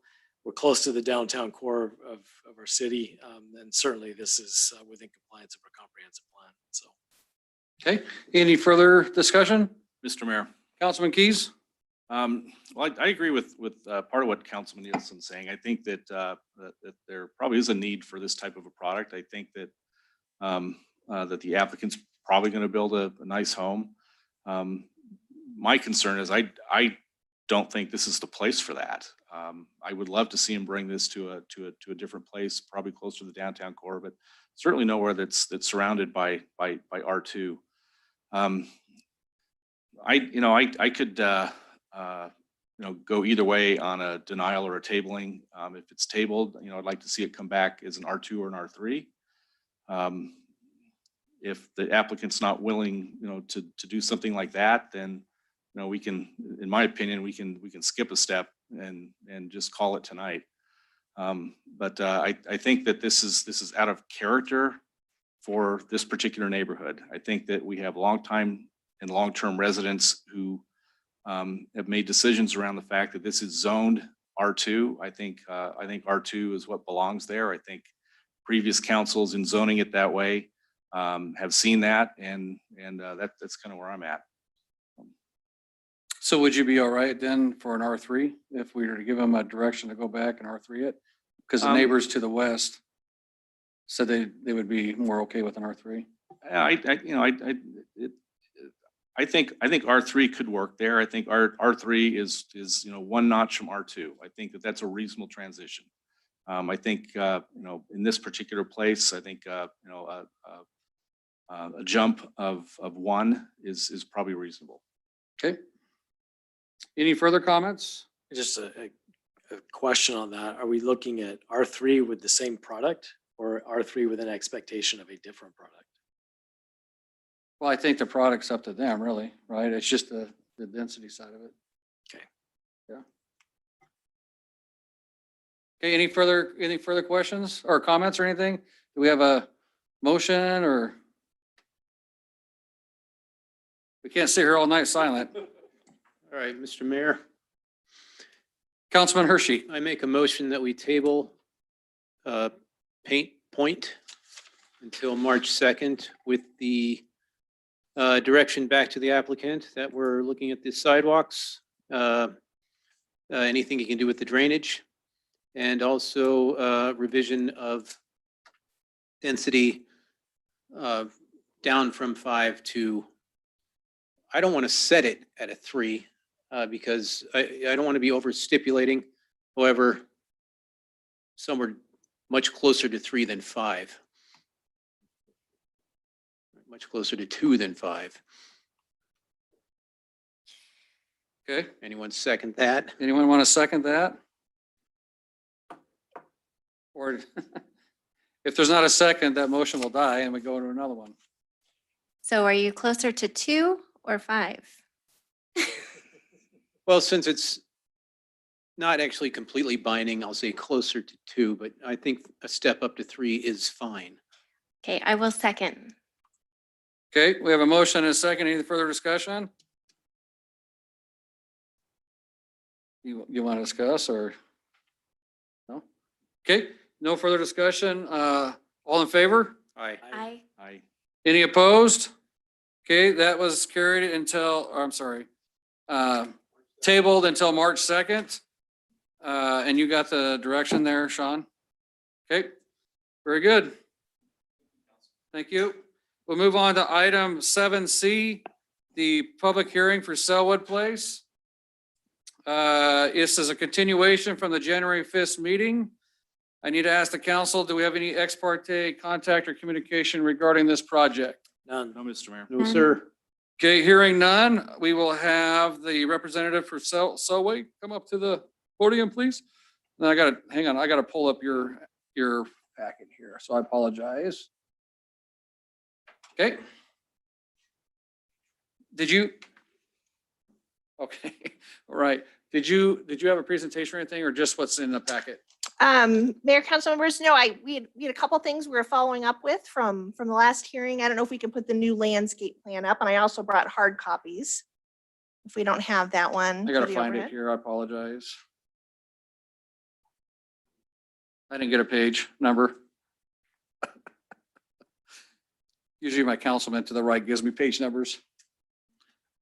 Do we have a? 280. It's a 280. All right. I know. I know there was one here, Sean, wasn't there? Of a. Yeah. Oh, was it a separate document? I'm sorry. Is it this one right here? I apologize. You got it. It was a separate one they loaded on my computer, so. Okay. Mayor, council members, Wendy Sharif with JUB Engineers. My business address is 2760 Excursion Way in Meridian, Idaho, and thank you for the opportunity to come back. We had a couple things you wanted for us to look at the last hearing. You all have hard copies of our landscape plan. We, I think, have made some pretty nice improvements with landscaping. We've boosted our landscaping in the front off of Brandon Road by a full 30%. We've increased the volume of the landscaping, the trees and the shrubbery going in off of Brandon Road to create or to help increase the buffer in that area. We've also gone through and finalized what our amenity package will be For the central open area, we have a gazebo, picnic area. We've added a pedestrian micropath connecting the front part of the subdivision off of Brandon Road to the eastern part of the subdivision. So we add an additional micropath. We are still keeping the large open area that is to the east adjacent to Star Acres. We are keeping that for the most part natural. We could, if our riparian studies show that we can, add some additional landscaping in that eastern area, but for the most part, we will still keep that as kind of a natural area. Our amenities are going to be centralized there at the entrance of the subdivision. We were also asked to talk with the irrigation district in regards to, there's a ditch that runs along the northern part of the property. So I talked with several people at Farmers Union. It's actually, in that area, it's a lateral users association. It's not, doesn't formally go through Farmers Union. I talked with Sam Rostai from the board, and I talked with the ditch writer, and we also talked with the head of the lateral association for this area, Michael Sessions. That the ditch to the north, which we will most likely be piping and relocating, we will be working with the property owner to the north. Some of that rides right on the property line to the north. So we'll work with that other neighboring property owner to pipe and to relocate that ditch. But that will be done through the Lateral Users Association. That was on our to-do list. We also, I was informed I had a 11 by 17 set last time. We actually had the street lights already shown on that plan. Ryan Morgan told me in the hallway that we had it up there. So we meet all city standards for street lights, and that is shown on our plat here. So we'll meet all standards for that. So those were some of the issues you asked for us to look at. So I'm here for any additional questions. We're hoping we can finish up tonight and get moving. Okay, I do have just a couple questions Okay. for you. So along Brandon there, is that a detached sidewalk that's going to go there? Because we approved the detached to the north and we want it to be the same. Mayor, council members, yeah, and I actually talked with Jane Suggs, we're planner friends, about this after her hearing, and she informed me that was a detached sidewalk, so we will match that sidewalk. Okay. And then on the light you were talking about, we are doing this down style light. Yes. We want to make sure that we're following the same. Yes. We're in the process of updating that. Okay, with by the dark way. sky So standards. Yes. So we want to make sure that we follow the similar light Okay. style. Okay, thank you. That's all I had. Any other comments for the applicant? Mr. Mayor, Councilman Keys? can you just briefly describe for me the stormwater plan, how that works in this plan? Mayor, council members, yeah, let me tell you which sheet to look at, where we're putting a lot of our, we'll be putting some of our storage. So we have several seepage beds located. If you go to sheet 3 of your preliminary plat, you can see areas where we're proposing seepage beds. We're going to have a PI storage pump station and storage pond in the northeast corner of the subdivision. And where you can kind of see a couple of gray pixelated areas throughout the subdivision. These are some of our storage areas. This is all preliminary at this point, but this is how, when we looked at preliminary grading and where we're going to be putting that stormwater, these are the areas we've identified. Once we have full geotech and we have construction drawings, these could change a little bit, but we've oriented them towards common lots, and that's how we're going to plan to grade the site. Okay, thank you. Okay, any further questions of the applicant at this time? Okay, hearing none, thank you. We're gonna, Here for any questions. yep, we are going to go to the public testimony. Okay. I have, looks like I have 3 that are signed up, 2 here and 1 online. So we will start with the folks that are here, and Mr. Faylau. We should have your address memorized.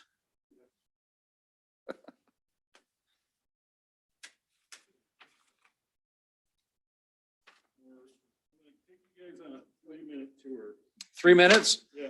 Okay, that's all that Gilligan had, so. It was a 3-hour tour. Oh, that's right, that was 3 hours. Mayor and council, my name is Bob Failow. I live at 2203 North Sunny Lane in Star Acres. My property is just to the east of this development. Page 1 in your handout is a photograph of looking northwest from my corner. So this would, along the trees there is the south property line of the proposed Sellwood. There is a cut bank there from a difference of elevation, and UDC B853 states that low densities within the estate and edge of neighborhood residential land areas should be designed within ridgeline and developable areas. So basically that you take into account elevation changes. So that elevation change there translates to, in page 2, to that fence and large homes being 45 feet above the property below. So if you put 2-story houses there, that's basically relating to the same thing as building a 6-story building there in terms of the elevation change and the height of those buildings. Page 3 is a view from Sellwood itself, so you can see how much of Star you can see from there. So vice versa, rest of Star will see the same thing. 2-story homes here do not have to be built in order to get the views, but they will be in view of most of Star. And so I think that's an eyesore that we would like to try and avoid and limit those homes to single stories. It'd be nice if those lots could be larger so that there could be potentially more setback in the backyard so that they wouldn't loom over the property below. The same thing goes for on the east side against my property line. On page 4, you can see that there is a large hill. At the top of that photograph, there is a 3-rail fence. That's the property line proposed for Sellwood. So there too, I would like to suggest that those homes are single story so that they won't be looming over the property and down into the canyon where we have a really good sense of our privacy. The page 5, there was incomplete information that was supplied to the staff for the special on-site features. That southeast corner of the Sellwood property does have steep slopes, wildlife habitat, borders a seasonal stream, wetland areas. We see coyotes, geese, hawks, everything there. We'd like to see that remain as a wildlife area and a wildlife corridor.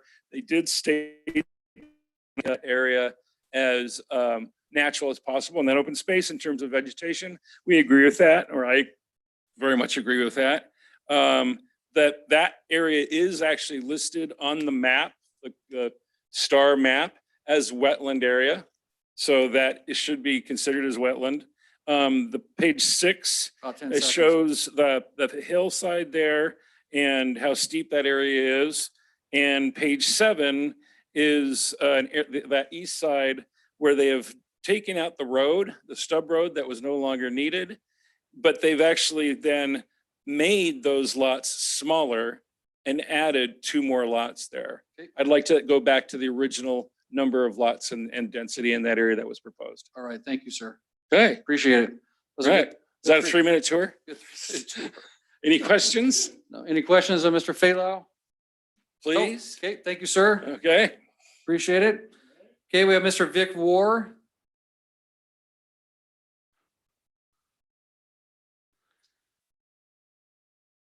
State your name, sir, and address for the record, please. Vic War, I'm at 2050 Brandon. I'm immediately south of this property. I have 23 acres there. Okay, Can you hear me all right? you might need to speak more into the microphone so everybody online can hear you. All right. My concern still is the density of those lots that are on the south side. I would love to see those as larger lots. That puts, I don't know, about 15 new neighbors there. They haven't addressed the fence that goes along there. Strong fences make good neighbors. And, my concern is the number of people that are going to be my next door neighbors is going to increase greatly.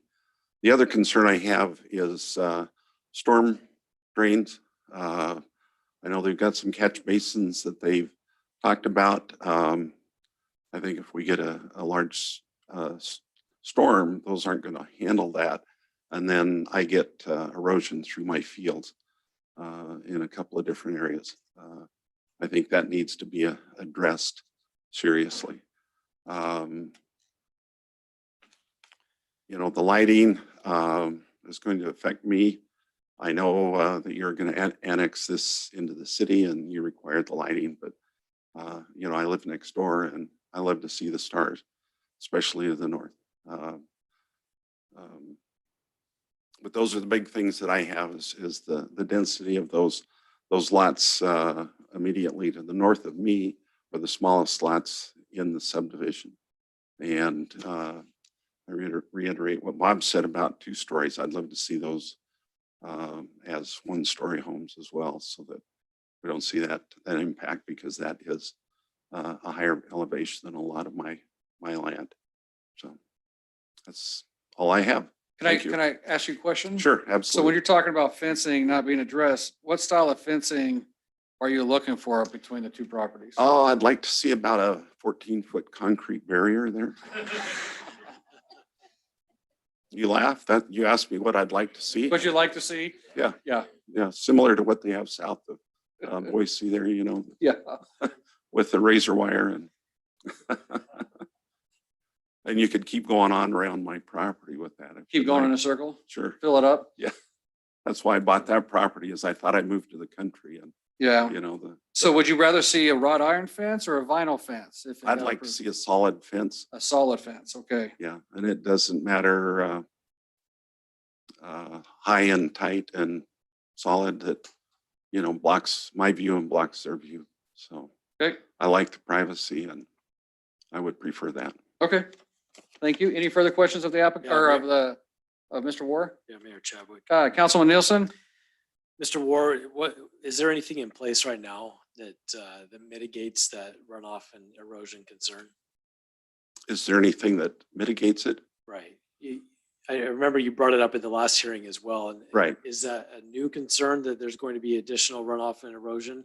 Or is there an existing runoff and erosion? Well, I don't know what their landscape plan is.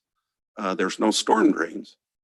And so everything runs downhill, which is me. And because, you know, the areas, the low areas through my property is where the water runs. I've had trouble with the irrigators that have farmed that before, and it washes, you know, 6-foot gullies through my property when they let the water run, you know. And I did build a dike and tried to push the water uphill, which really didn't work out all that well. Yeah, physics get in the way. Yeah, you know, but it did help some getting the water to run back over into a ditch that way. But where the tall trees are, where that triangle piece is, and the lower right-hand corner, that'd be the northeast corner of my property. You know, that gully runs down through there. And since I've been farming that, you know, I still have a little problem with the water coming down through there, but not as much as there has been in the past. And that's the part that I don't know how they plan. Looking at the topographical lines there, I don't think there's any way, unless they build, you know, something high to hold that water from going into that gully, that's going to stop that. So. Hey, I'm Ryan. So when we're done with all the testimony, I may have you come up here because I want to ask you some questions as far as staff, our city engineer, about that. Okay. Because I'm going to ask some questions related to that on there. Okay. I'm sorry. Are you good? Did I cut you off? I'm good. Thank you, Okay. Mayor. Thank you. All right. Any other comments or questions for Mr. War? Okay. Thank you. Thank you. Then we have Miss Ann online. Are you there, ma'am? I am. All right. If you state your name and address, please, for the record. Yes, Ann Cook, 10399 West Rolling Hills Drive in Star. And I'd like to thank you for letting me speak again. I agree with Bob Filau that single-story houses along the south property line would be more in order than two-story houses.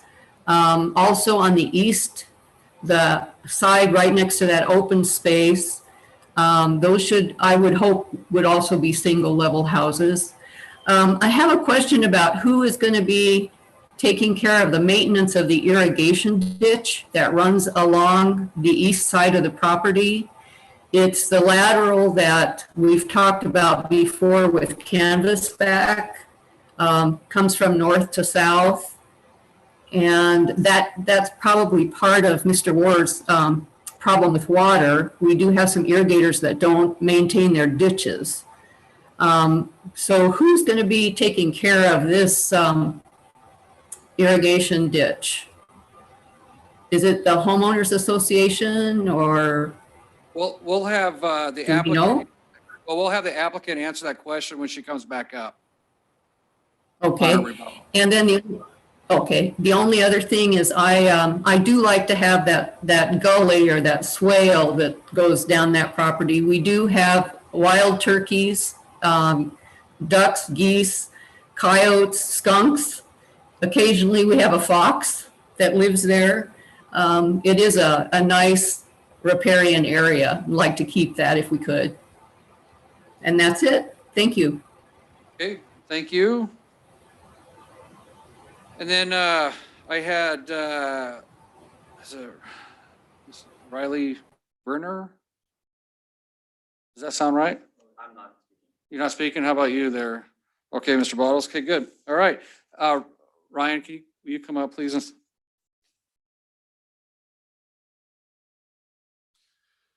Good evening, Mr. Mayor, council members. Ryan Morgan, Okay, 131 Southwest Fifth Street, Meridian, Idaho. I work for Keller Associates. Okay, he's our city engineer, and I want to ask the question about the water issue and how do we address the water concerns that Mr. Ward was talking about that runoff coming back towards him? Because this, I think, elevated, right? This site has, as we've heard, has some significant elevation changes throughout it. City code requires that the applicants maintain and treat what is called the 100-year storm event or rainfall event. The applicant on their preliminary plat show that most of that will be maintained or retained underground and then percolate into the soil.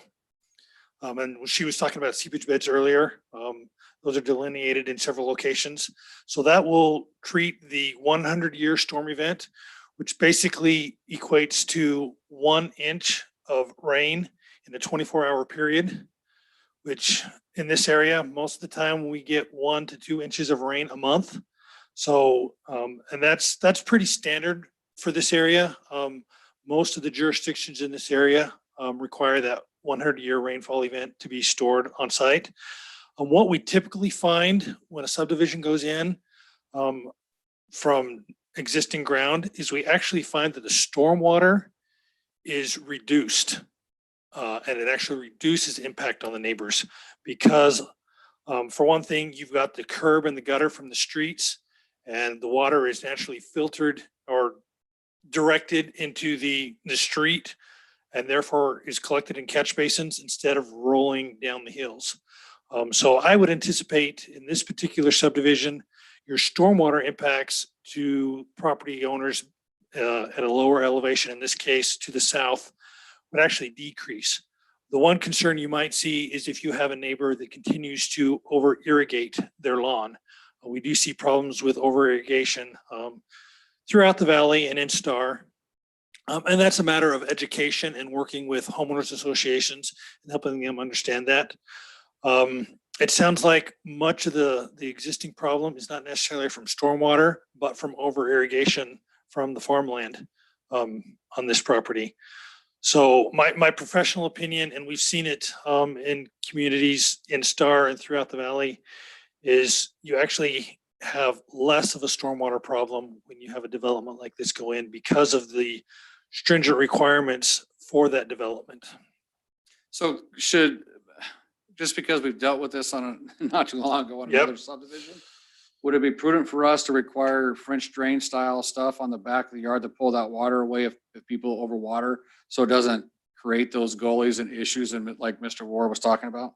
On a property that has some steep slopes such as this one, that would be a reasonable expectation. And I think that was something that should be encouraged and definitely a condition that the council could apply to this particular subdivision, that you put swells or French drains along the back property lines to make sure that those homeowners, should they get a little excessive with their irrigation, that irrigation water is maintained on site via French drains or some other. I think about it, not even just for Mr. Ward, but at some point his property may sell. And if you have another subdivision down below, you're gonna have the same issue Absolutely. with the water. So take care of it now Yep. before it becomes a problem. Okay. And we've done similar things, Colina Vista, and there's those that abut up against the existing Roselands. We've seen them in other subdivisions as well throughout town. So that makes a lot of sense to me. Do you have a question there, Councilman? I did. Thank you, Mayor. I guess I'm just wondering, Mr. Phalo talked about some of the elevation changes, and at one point he equated, a two-story home to be like equivalent to a five-story home. Is that, I guess I don't know what my question is around that, other than what are the considerations, for that sort of elevation change? And is there anything special that's got to be done for that? As far as stormwater or some of that stuff, no. As far as aesthetics, I'm an engineer. That's kind of outside of my wheelhouse. I'll be honest. I think I'm thinking more in engineering terms, like, soil erosion and soil stability and stormwater and things like that.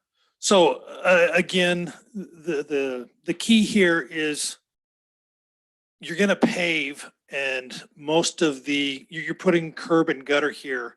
And so that's going to maintain most of the stormwater in that hard impervious area. And then they're proposing to pipe that underground. And so that water is really not going to go anywhere other than straight down into the soils. They obviously, part of the stormwater requirements is we get a geotechnical report that tells us more about the soils. Their engineer will then look at that geotechnical report and base their stormwater design on the infiltration rates, how fast that water is going to seep into the ground. And we, as the city engineer, review that and either agree or disagree with their design. We have made people go back and redesign some of their stormwater systems because we don't necessarily agree. And that is something that we definitely always look at, is stormwater design when we get the construction drawings. Okay. Any further questions of Ryan? Okay, thank you. Appreciate that. All right, the floor is yours. All right, Mayor, council member, I'm just going to go through a couple of the comments that came up with Mr. Flau. He had some comments about the open area. We are at the eastern part of our project, block 6, lot 9. We will have an open space area that's almost 2 acres in size. And this is what's going to be bordering where Mr. Flau lives and the neighbors in Star Acres. So I think we've been very sensitive to that existing development. We have a very large open space, which for the most part will remain natural. And I think that's really going to alleviate with some of the concerns he brought up about changing the area. He has a very large buffer between where he lives, which is to the south and to the east of the project, and where we're actually going to be constructing those homes. And we'll meet all city codes in regards to how building pads are created, heights for the homes that are proposed. We'll meet all city standards for that. The neighbor to the south, who's currently farming, this is again an area where there is a lot of change. The property to the south and our property were both designated for neighborhood residential when your comp plan was established. Your sewer models for this area really account for this property to be developed and also the property to the south. This is an area where that change at at some point is expected. And it is a change for the area where we do have a number of projects that have come in this area of Brandon Road, but this was definitely planned for a long time ago when the city of Star established their comprehensive plan designation for this area. We're more than happy to work with the neighbor to the south on the type of fencing that we put in.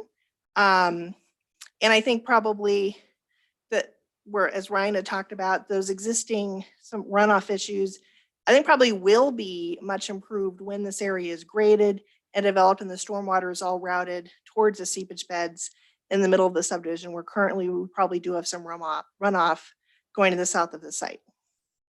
And Cook had a question about one of the neighborhood laterals. We'll work with the lateral association to determine if that's a lateral that needs to be piped or relocated. And so that really will be part of our engineering design, but if she's a part of that association, we'll work with her and the other neighbors on that lateral. And that would be maintained, I believe, through the HOA in conjunction with the lateral association. We'll talk with them. I'm not certain about which ditch she was talking about in particular. So those are the questions we had. There were a couple questions on the types of housing to go in. We want the option to have a variety of housing types. I think that makes for a stronger subdivision. It allows you to have different types of residents come in. We definitely want to have a mix of single and two-story homes. It's very rarely have I ever worked on a project where we've had that type of restriction. Generally, when you have that, you're looking, and we don't have any neighbors immediately adjacent to us in any homes where we're looking at lines of sight in this area. I've only done that when I've worked with existing single-story homes where they were concerned about 2 stories and where we had neighbors who were very close to each other in a more urban setting. I think here we've got a lot of distance between existing homes and what we'll be constructing. But I'm here for any questions, and we definitely want to work with the city and with the neighbors on anything that's come up this evening. So sorry, I do have just I don't know if you I know you addressed the grading and stuff like that, but it's not always perfect, right? And so would you be willing to put in the French drains in those backyards to pull the water away? Because I'm going to recommend that be a condition, because we're running into some of these challenges and they're having to go in and put them in after the fact. Mayor, council members, and I don't think we've done that yet in Star on any of our projects. Can we have a condition to work with Ryan Morgan when we have our geotech to see if it's warranted? Yes, but I almost want to have it done anyway, because we warrant or not, ground settle, and we run into we're running into issues, and that's where I'm trying to alleviate some of the future problems on that. I'm looking at my clients. And it's not on everything. It's just on that south property where you have that slope differential where it drops off quite a bit. Would you be okay with us having the geotech and then having it as a condition and then coming back and having a conversation with Ryan and dependent upon it at that point? Here's my issue. I get we got the geotech. I get we got the data right now, but that doesn't fix the problem in the future if we have an issue with serious water coming down, right? If someone overwaters, regardless of your geotech, it's going, right? It's going to flow.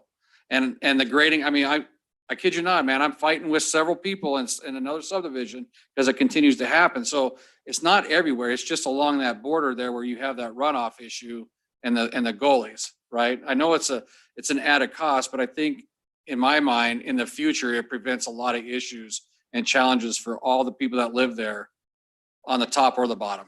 Yeah, I guess my question, do you think that you guys are running into this? You've seen this in other places where you have similar grading issues? Yeah, will you, hang on one sec. I'm gonna have him come up. Can you come up to the mic? Sorry, that was my fault. Kevin, I apologize. Just state your name for me and address. Yeah, Riley Werner, 1307 East Lone Creek. I guess my question is you guys have seen this in other places, Yes. similar, where it's mostly predominantly the residents that are over basically sprinklering their backyards. Right, it's an elevation just like similar to this, where these guys up here, that water is running down right into the backyards of these folks that are down below, right? So Mr. War, it may not affect them necessarily right now, but it's going to affect those folks that are going to be down there in the bottom in the future. What about if we have a geotech and then Ryan takes a look at it, and if he recommends it at that That's the point? same thing you just said about 3 times already. And I said, what about just doing it?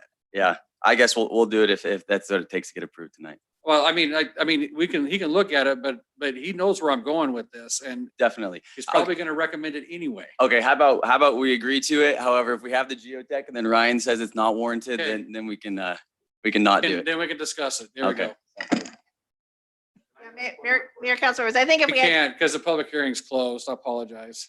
I think if we had a condition to install that we are required, unless exempted by the city engineer. Yeah. But then we're required unless Ryan makes the Unless he call. says otherwise. And he'll have to check in with you. Right, So, he'll have to check with me. okay.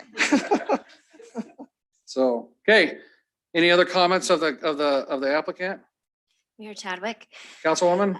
Can you tell me about how much in that almost 2-acre park on the east side is the riparian area? Is it like half? Is it a quarter? Mayor, council members, and I want to be careful with the term riparian area. It's a technical term. We actually have a biologist come out, look at plant species and determine where you have a riparian area. And we have not done that type of study.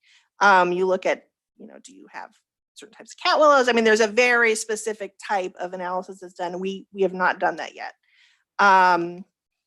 I think, where we have water during the summer, it's probably, technically it needs to be year round.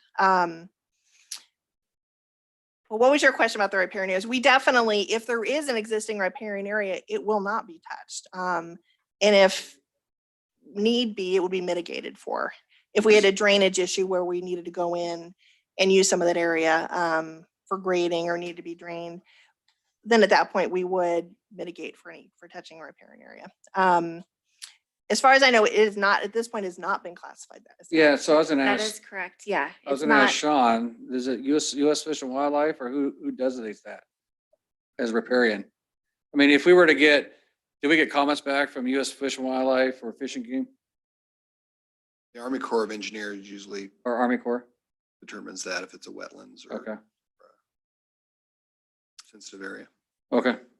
Mayor Chadwick, Councilman?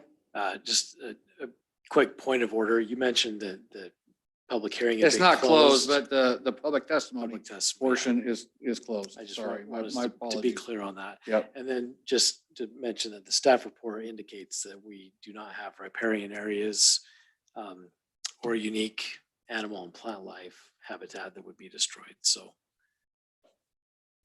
That was based, Mr. Mayor and Councilmember, that was based on the information that the applicant gave us in the application. So, staff did not make that determination. So as a clarification, like staff did not say that there's a riparian area in this, or that applicant said that there's no riparian That area? information was from the applicant. Okay. And so So- there's been no riparian study done, correct? Mayor, council members, no, there has not. And if you want a condition that we have Army Corps come out and walk the site with us, we're more than happy to do that. So Mayor Chadwick, I've been doing this for about 5 years now. And this is maybe a shame on me, but this is the first time that it's been represented to me that that information in these packets does not come from the city. So I look at that and I make decisions based upon that. And what I've learned here tonight is that I cannot make decisions based upon that. So we need to remove that or get some real information in there for these applicants. So I'm a little embarrassed that that's the case. And I might be turning red because of it. You are, for the record. Okay, And Mayor, council members, I know, probably most consultants like myself, when you're submitting an application, like with Ada County, Sean and I are both former Ada County planners. There are certain websites you go when you look at and you verify whether it's a wetland or whether there's endangered species in the area. There are different mapping things that I think probably most consultants look at when they look in whether there's a riparian area, where there's sensitive species in the area.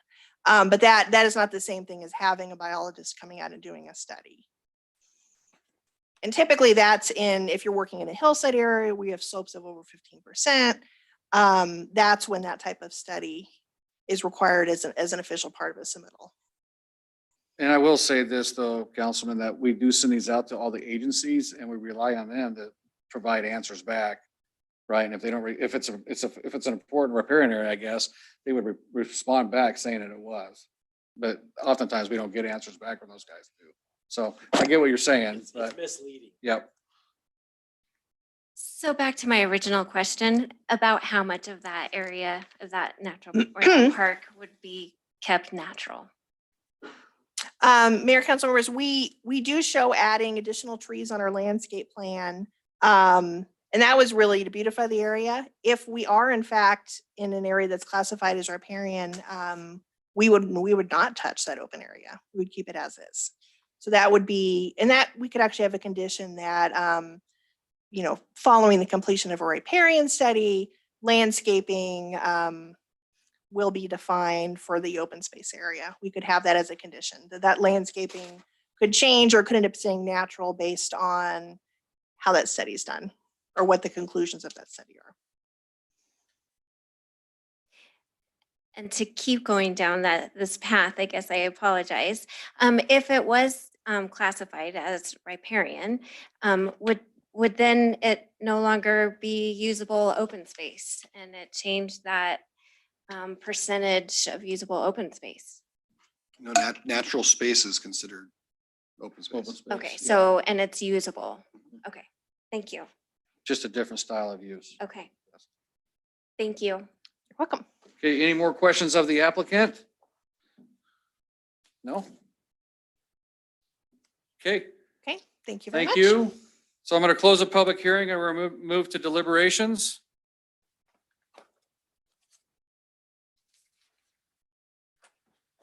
Come on.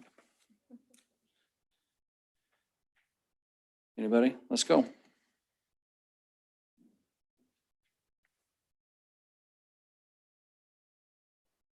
This is the very odd, quiet one here. I'll kick this off. Okay. Since everybody's reluctant. First of all, I'd like to thank the applicant for the work they've done here. I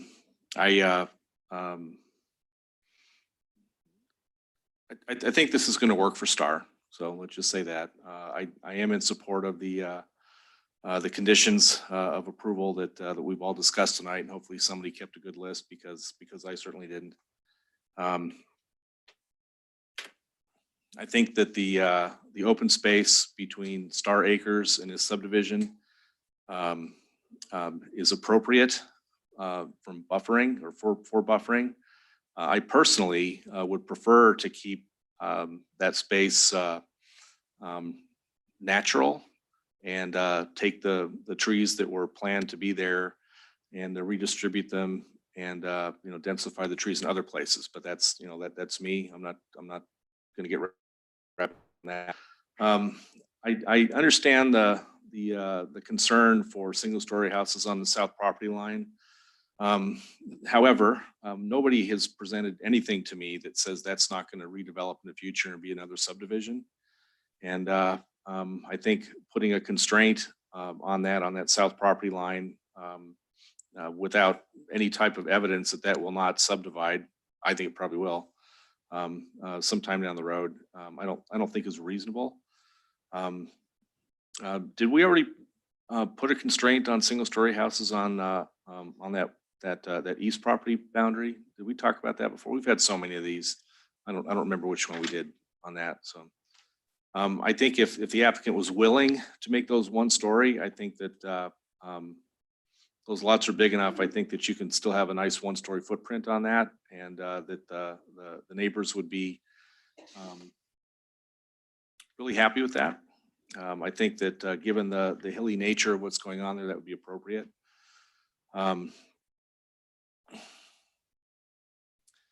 See what else. I do appreciate bringing a professional landscape plan to the city. We don't see that as often as we should, in my opinion. So I appreciate you doing that. Yeah, those are my comments, Mr. Mayor. Okay, any further comments? If there's no comments, motions?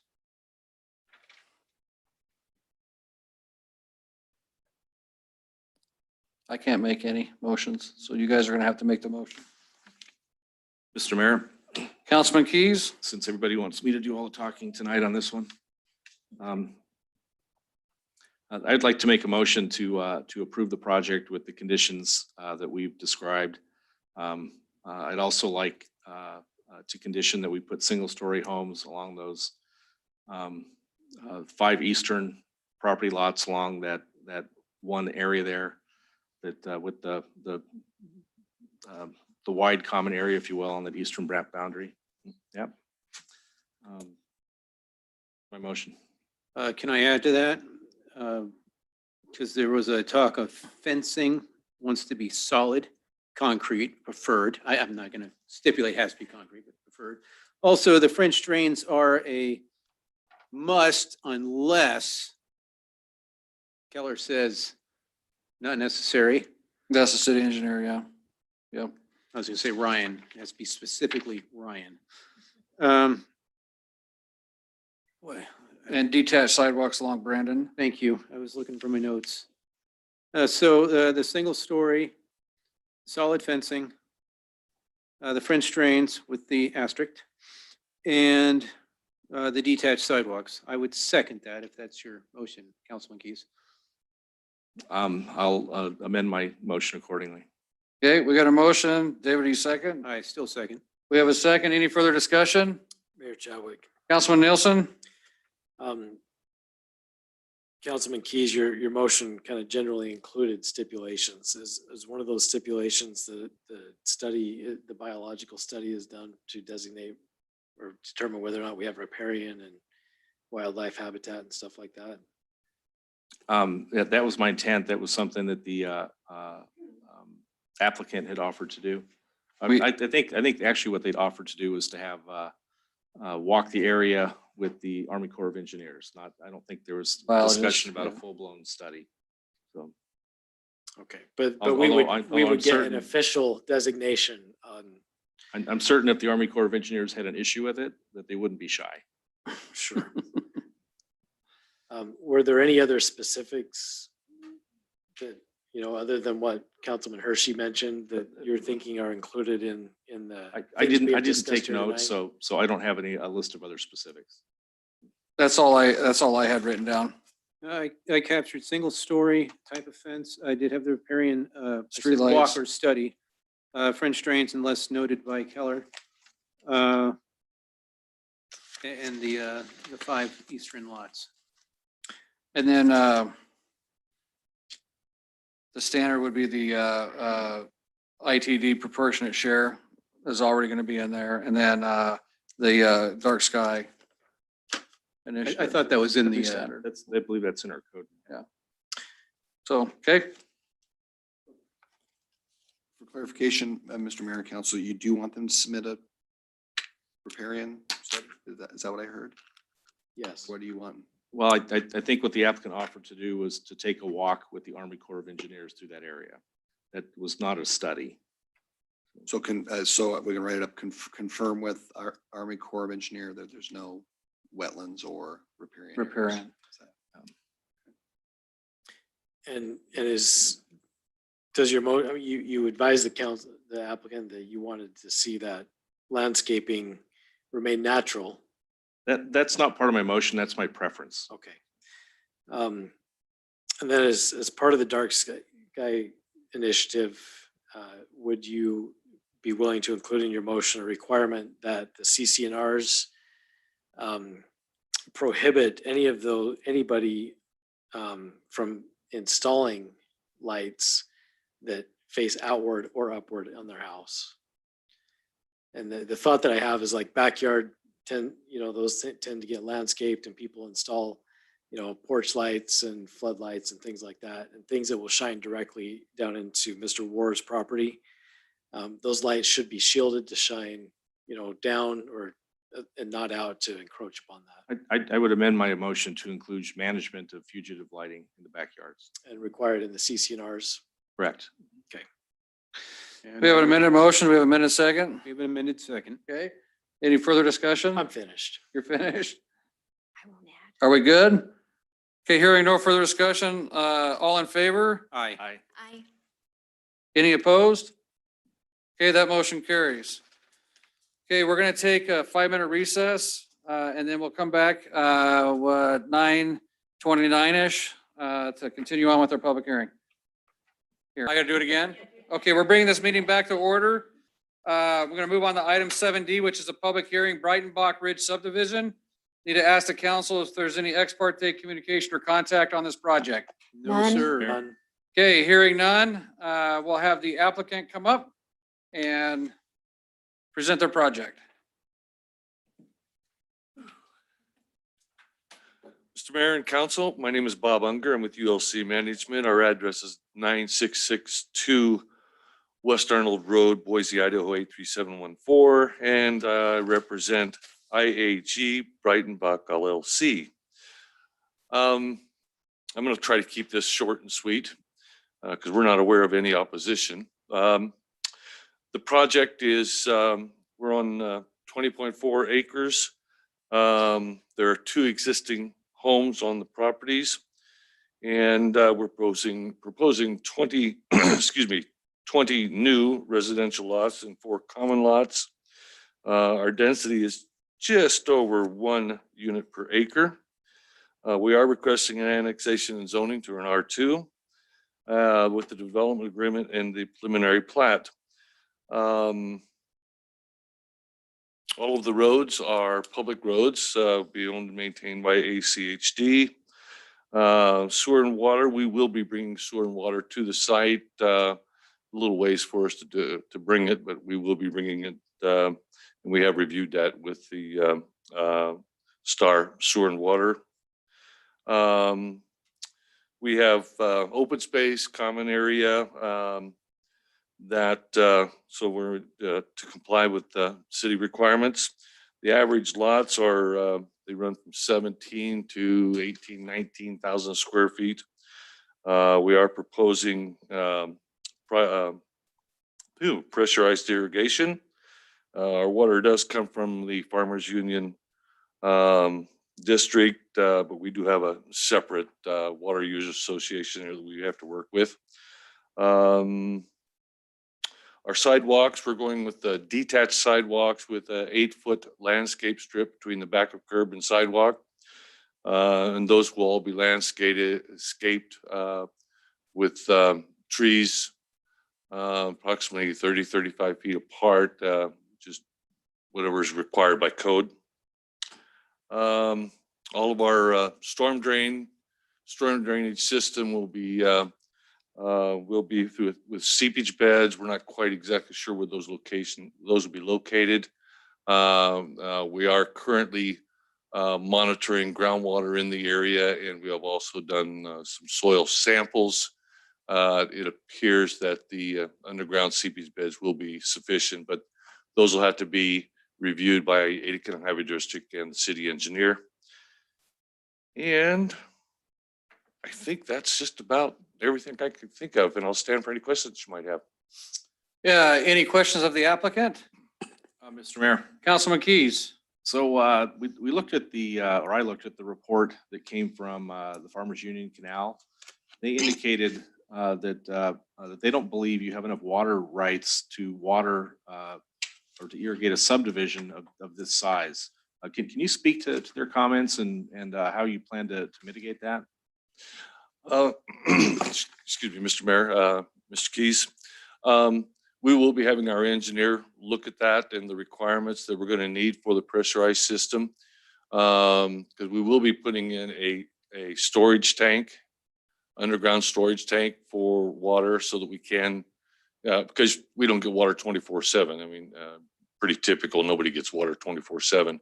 And we may need to request a backup from Star Water in the event that we don't have sufficient water. Have you had that conversation with them? With Star Sewer and Water? No, we haven't yet. Domestic water for irrigation? No, we have not. Okay. But it is certainly something we'll do as a part of our civil design for the site. Okay. And then can you describe for me how they also mentioned an irrigation ditch on there that they had some concerns with. Can you describe on this plan how that ditch works and Which buttons do we push? There we go. There is a ditch that runs right along this area here. It's a small ditch. Our plan was to pipe that ditch because we are going to be, we do have some common area, playground area and things like that in this area right in through here. So, and we do have a pathway that we're also proposing along there. But we'll work with the irrigation district to take care of that pipe or that ditch. Is that the ditch that they were concerned with? Yes, sir. Okay. And then, let's see, we talked about stormwater, talked about irrigation. Okay, yeah, I guess the only other question I have is, have you talked to the postmaster about where your mailbox cluster will be on this project? Yes, we did. And I think we had a map that we submitted to Sean. And my memory doesn't serve me well enough to show that. I think they wanted 2 boxes and I can't remember where exactly he wanted those. I'm thinking he wanted one in this location and one over in this other location, but. Oh, sorry, I was trying to blow that up a little bit there. It may be in there and I missed it. So. Okay. Okay, that's all the questions I have for now, Mr. Mayor. Any further questions of the applicant at this time? Mayor Chadwick, go ahead. Go ahead, Jen. Uh, Or Councilwoman, sorry. Is there a shared driveway somewhere in here? Mr. Mayor, Madam. Solomon. Thank you. Yes, there is. Sean, could we get back to the preliminary plat? There we go. We're going here, but this one clearer. Yeah, that one's better. Well, it doesn't show the houses, but there's a existing house here and an existing house here.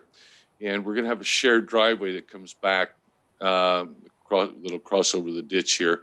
We're extending our water line and sewer back to this area. This house over here has a looped driveway, it's paved. And then I believe this guy over here has a gravel driveway. But yes, this will be paved back to this area where it ties into the existing driveway here, which would also provide for a fire turnaround also.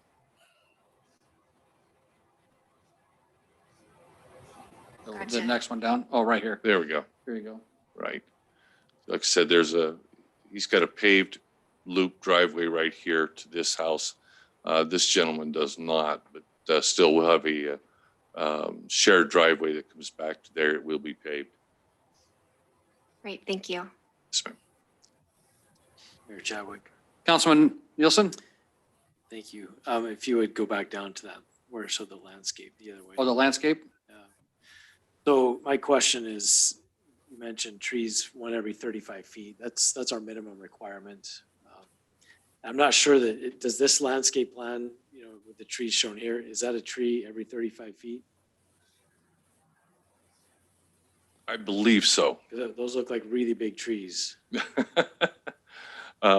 Typically, when the landscape architects put in, designate where trees go, sometimes the trees aren't totally to scale to what they're going to be. Sure. And since some of these lots are relatively large, we may have to adjust a tree one way or the other to provide for a good driveway access into the property. And I think it was recommended by staff that they would come back and review that landscape plan to make sure that we are in compliance. Councilman Nielsen, just real quick here on this vision triangle, this shows the 35 foot Right. there to give you a perspective of that, if that helps answer your question. Yeah, I think that it does. I guess if you're going for a tree lined street, that generally you think about that as it develops out and as the trees mature, that those branches generally come almost together, right? So those would have to be fairly large trees that you selected there. So I guess my advice would be to, hone in on varieties that do that or increase the density of those trees to just make sure that that's an absolutely gorgeous tree-lined street viewpoint. Okay, note well taken. Okay, any further questions of the applicant at this time? Mr. Mayor? Councilman Keys? So can you show us where your usable open space is on this plan? Yes. We could,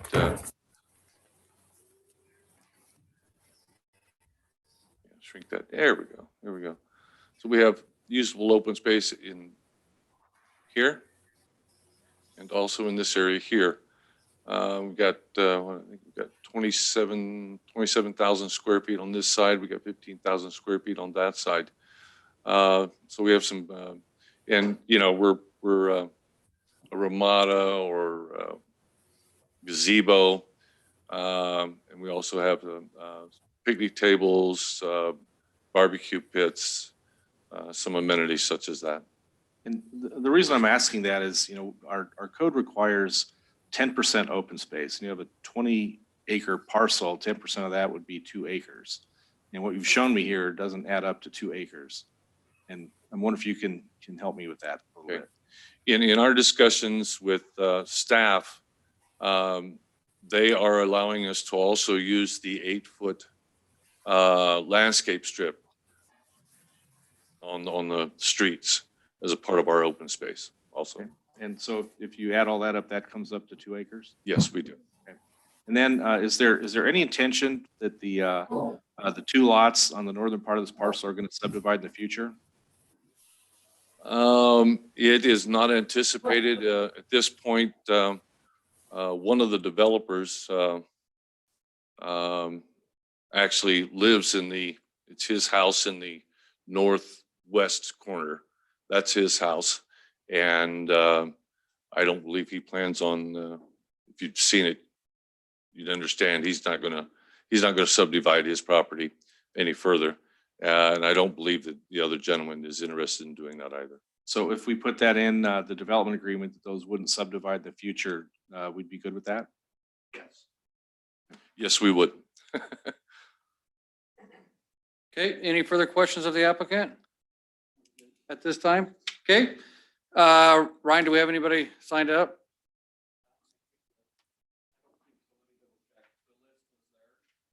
Do you have the list there, Sean? Yeah, no, just on Zoom. Can I have that just so I can write down the info on there? Okay, and then we just had one person on Zoom, Mr. John Schramm. Hello? Can you hear me, sir? Yes, can you hear me? Yes, sir. If you could state your name and address for the record. Mr. Mayor and council members, my name is John Schramm. My address is 3353 North Munger Road. Our property borders 6 or 7 10-acre lots on the north, and 2 of these are the proposed development. I would like to comment on connectivity. When Trapper Ridge subdivision, which is to the east of us, was being discussed, we went to the meetings and there was quite a focus on connectivity to the point that all the contiguous properties were connected via stub roads. We have a stub road that comes into our long driveway, and we've got about a third of a mile driveway, and it connects to about halfway down. In the proposed development, what I've seen is it connects to the east and west, but there is no connection to the north, which would be our southern boundary. I understand the existing homes are included in the subdivision and are part of the density calculation. And I think this is a good opportunity because this is a 20-acre lot. The other ones, if and when they do develop, are probably going to be smaller 10-acre lots. It's near the middle of the properties to the south of us. And as indicated by the applicant, there is a road that will be paved, a driveway that comes within about 50 feet of the northern boundary. We currently have no plans to develop our property and no desire to, but I think that the way things are going, at some point in the future, it may develop. We only have one access to our property. That's on the east side, a long driveway. There is no connection on the west. And as you move towards the west, the property becomes narrower, our property becomes narrower and more steep. And so I think this would be a good opportunity to consider a connection to the north. Thank you. Okay, thank you, sir. Any questions? All right. That's all that signed up to speak. Would you like to come up and rebut that?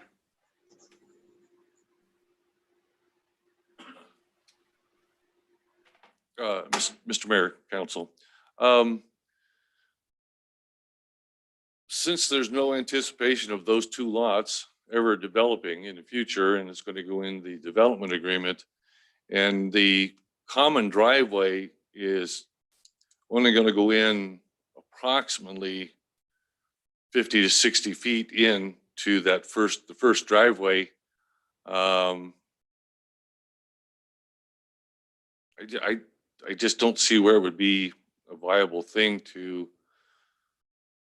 do something that would create a connection all the way to the north. We do have the connections east and west as per ACHD's requirements. And ACHD had no interest in any connections to the north.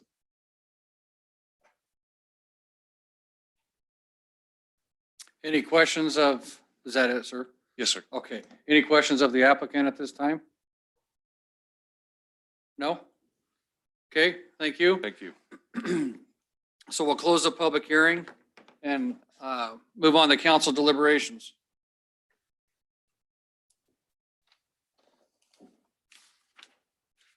Mr. Mayor? Councilman Hershey? Yeah, taking everything into consideration with the two lots up on the north that of assurance and can be put in the development agreement that will not develop beyond what they are. And looking at everything else considered, with the understanding that they would need to do some work with the either Star Sewer and Water or the ditch company to get the proper pressurized irrigation and the things to mitigate that, I'd be willing to put that as a condition in there to give approval. I think this is a very good development. I don't have any real objections. And I think the things that were noted can be mitigated. Okay, any further discussion? I tend to agree with Councilman Hershey's comments. Okay. I've tried to irrigate land that's adjacent to these lots several years ago. I do think that there is a very big concern about the sufficiency of the canal, at least as it runs north of this property. So that is a big question of concern that I think needs to be addressed. It's hard to guess as to what Star Sewer and Water is going to think about that.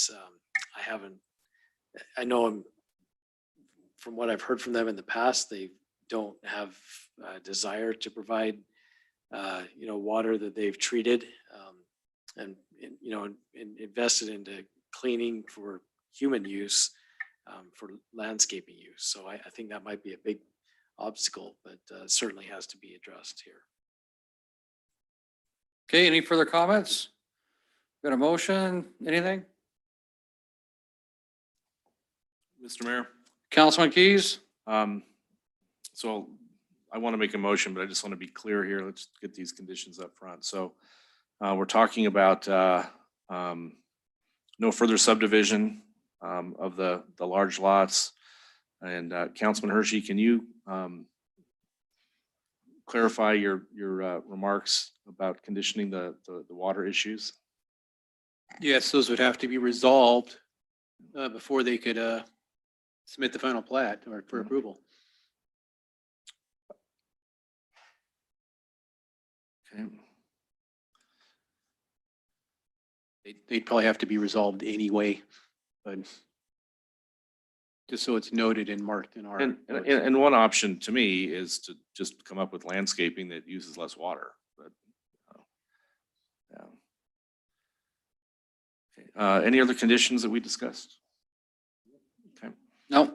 Okay, so Mr. Mayor, I'd like to make a motion to approve the Brighton Box Ridge subdivision with an addition to the development agreement that there would be no further subdivision on this project, and condition of approval that the irrigation issues are resolved to the city's satisfaction before the final plat is approved.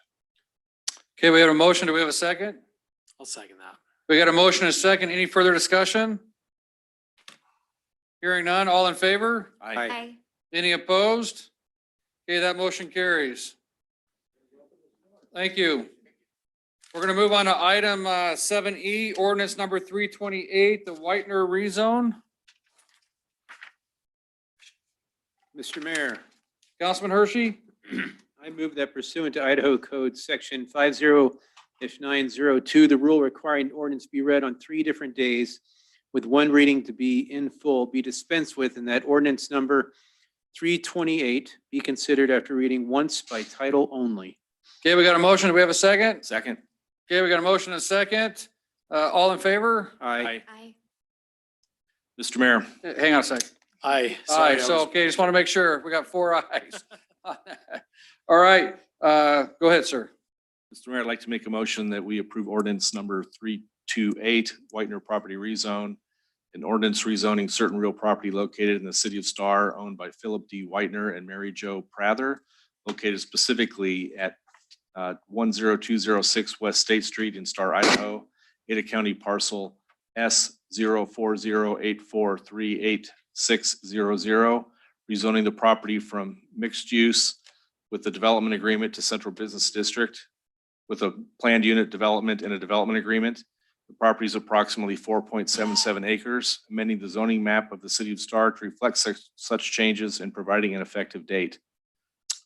Okay, we got a motion. We got a second? Second. We got a motion and a second. Roll call. Hershey. He got there first. She can have the second. I don't have my hearing aids in, so she's on the deaf side. Okay, Jennifer got it first. Put that down, please. Sorry, David. I will take offense later. Councilman, I'm sorry, no, I can't speak. Councilman Nielsen? Aye. Councilwoman Solomon? Aye. Councilman Keys? Aye. Councilman Hershey? Aye. Ayes have it. That motion carries. Thank you. On the item 7F, the review decision on Hunters Creek Park improvements. We're bringing up our city engineer. We had our bid opening last Thursday. 30 seconds.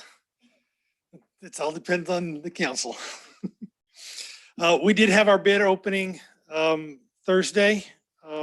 We actually had 8 bids, which I will tell you, it's been a while since I've worked on a project that we had 8 reasonable bids on. So that was exciting to see. It looks like you have in front of you the bid results. We had some good bids.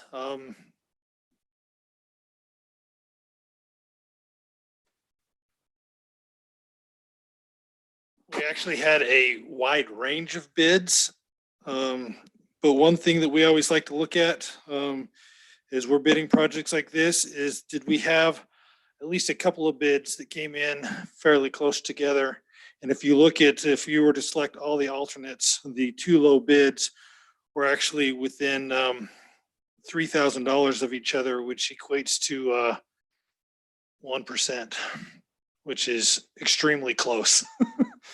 So we feel and they were actually just below our engineer's estimate, which we don't often get to be that close. So we feel that you got very competitive bids and very good bids. And so really the question then comes to the council is to which of the alternates you would like to select, and do you feel comfortable awarding a bid based on the results that we received? Well, Yes. yeah, Mr. Mayor, Councilman Hershey? just a quick question. Stroth has been doing the River House, have they not? They have. And are they doing a good job? Their quality of work is very good. I wish we could move them a little bit faster to finish up. We've getting a couple of punch list stuff, but they are now finally done with all the punch list stuff, and they have done a very quality job out there. Part of the reason they took a little bit of extra time was they were picking up stuff above and beyond what we told them to fix. So they have done a very thorough job, and I have been impressed with their quality of work. Just so you're aware, they made the concrete guy do the concrete on the ramp out front 3 times on a section for things that I couldn't even see. Things that Which is like, wow, okay. we walked out and they looked reasonable to us, and the next day I come out and the concrete's gone again. I'm like, it looked okay. They could do that 14-foot fence we talked about earlier too. Yes. Well, then it's my opinion that if they are doing a good job, and also they came in at the lowest cost, that we go forth with Stroth with all the alternatives in place, and we're still under our estimate. And our estimate was a very sound estimate. That's my opinion. Is that a motion? Is that a motion? That's an emotion. No.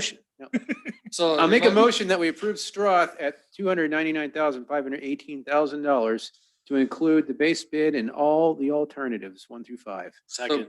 Clarify, $299,518. That's what I meant to say. 518,000 is what. Still second. Oh, so I'm actually giving him billions if you had. Okay, so 299,518,000. We got a motion. We have a second. Any further Mr. Mayor? discussion? Yes, sir. Could we So just make this that is a not to exceed amount rather than exact amount? Okay. Not to exceed. Okay, I meant to say Amend your not to motion. exceed versus firm fixed price. Okay. So we have a motion to not to exceed the 299,518. Do we have a second? We have a second for that. Does that satisfy that, Chris? Yes, yep. All right, thank you. We have a motion and a second. Any further discussion? Mr. Mayor, Councilman Keys. can you remind me, again, how much we have budgeted for this project this year? I think we had 275, I think was our budget when we did our budget last year.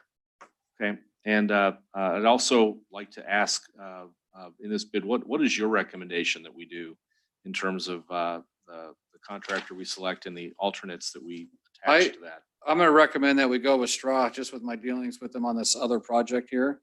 And I do believe, since we came underneath our engineer's budget, that we take all the alternates, and we're really going to make our park over there more ADA compliant and compatible for everybody to utilize, which I think is important.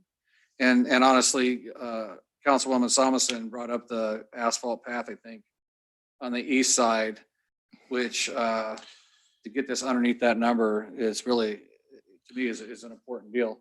Yep. Right. And that asphalt path would be at alternate number 4, which is that $29,000. Yep, there's a 10-foot pathway go on north and south.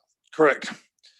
And to refresh you, the alternates are alternate number 1 is the 10-foot wide sidewalk that moves between the ball fields up to the flagpole. Alternate number 2 is the sidewalk that runs east-west from the flagpole to the existing parking lot over by the skate park. Alternate number 3 is to get the star in the middle of the new concrete area to be a blue color. At alternate number 4, as we talked about, is the asphalt pathway along the east side of the park. And alternate number 5 is the scoreboards. Did that answer your question? Yeah, thank you, Mr. Mayor. Let's vote. Okay. Any further discussion? The funding comes from capital improvement, correct? Correct. Budget? 2 million. Yep, yep. Thank you. Okay, any further discussion? Okay, hearing none, all in favor? Aye. Any opposed? Okay, thank you. So we need to push them along. I have documents for you to sign tonight. Okay, cool, thank you. So we're gonna move on to item 8A. Discuss food snack vendors in city parks. Is that you, Sean?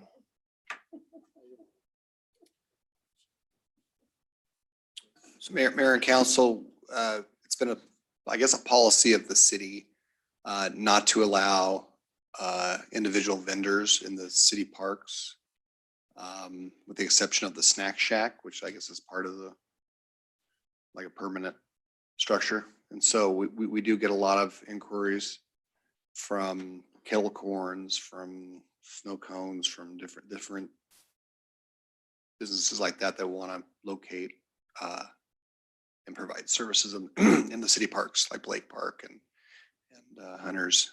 And so just wanted to bring that conversation forward to you guys to see if you want to consider that, or if we want to still go with status quo and keep those uses maybe closer to downtown or in the commercial areas and not put them in the parks.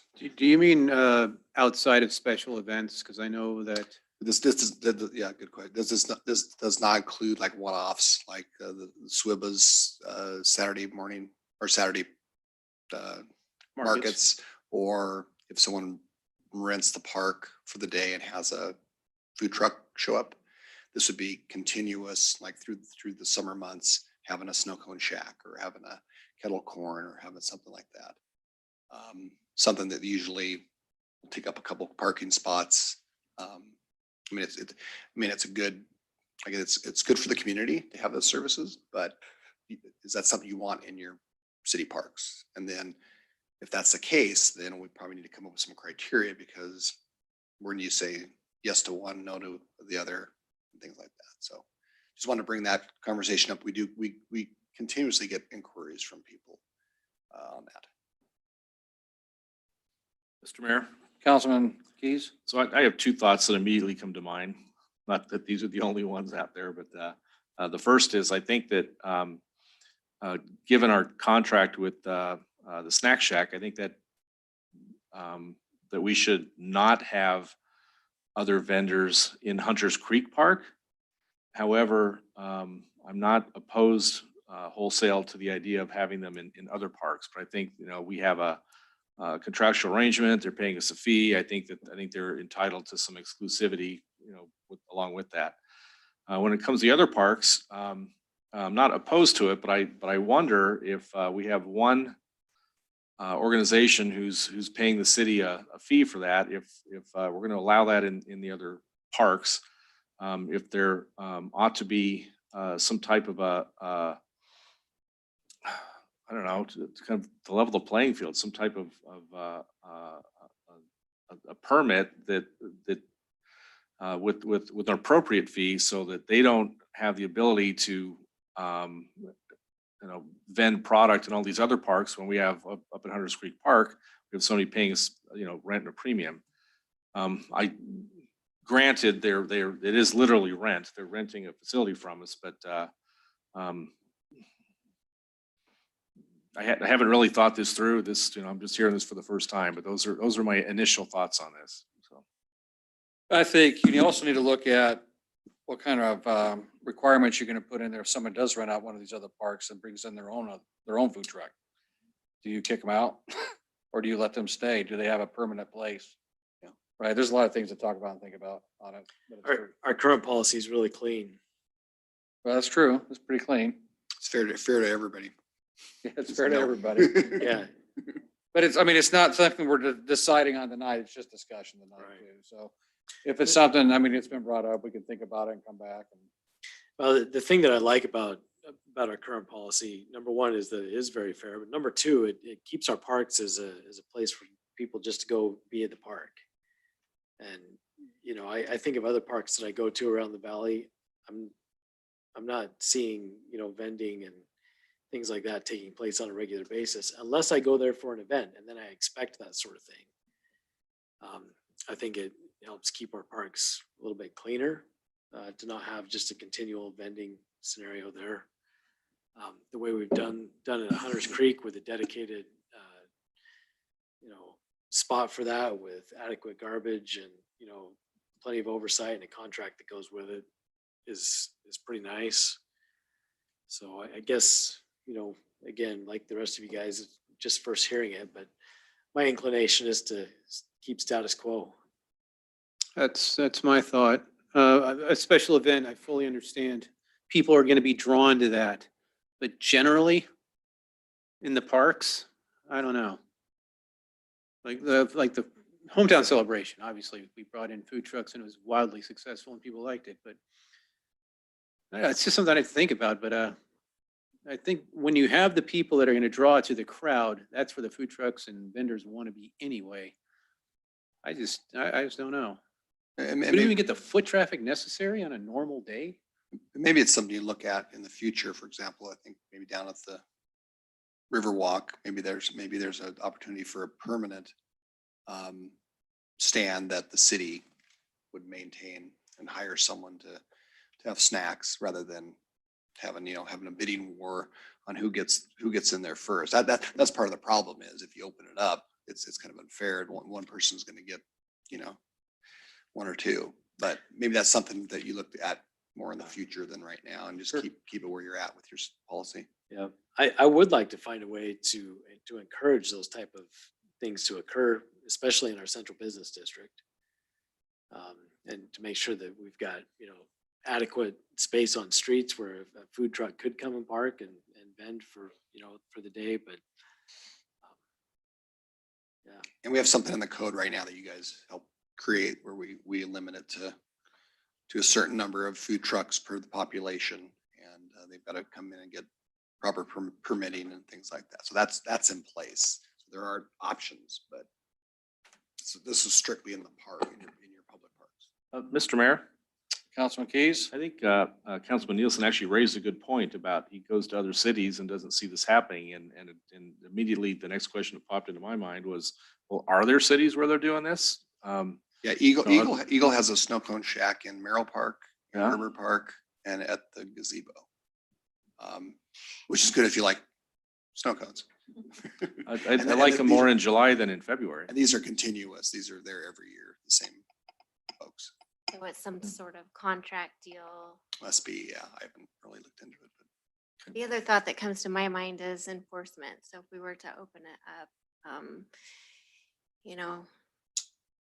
anybody could go down and sell necklaces in the park and then, I thought you meant that our officers would Oh, just yeah, be there all the then- time. yeah, No, then- not in Donuts. yellow, but in the plaid. yeah. that's those mini donuts, those little tiny donuts. No donuts. So it's food for this thought and Yeah. discussion. We could just think about it for a little bit, and then if we want to food for thought, we can bring it back up, right? So we got some input. I mean, right now, it sounds like no one really wants it. so. It doesn't, and I was just bringing it up in the event that we've wanted to talk about. It sounds like we discussed it. We can always bring it up at a later date when the need arises further. Okay. So we'll move on to item 8B, update on the South River Plan.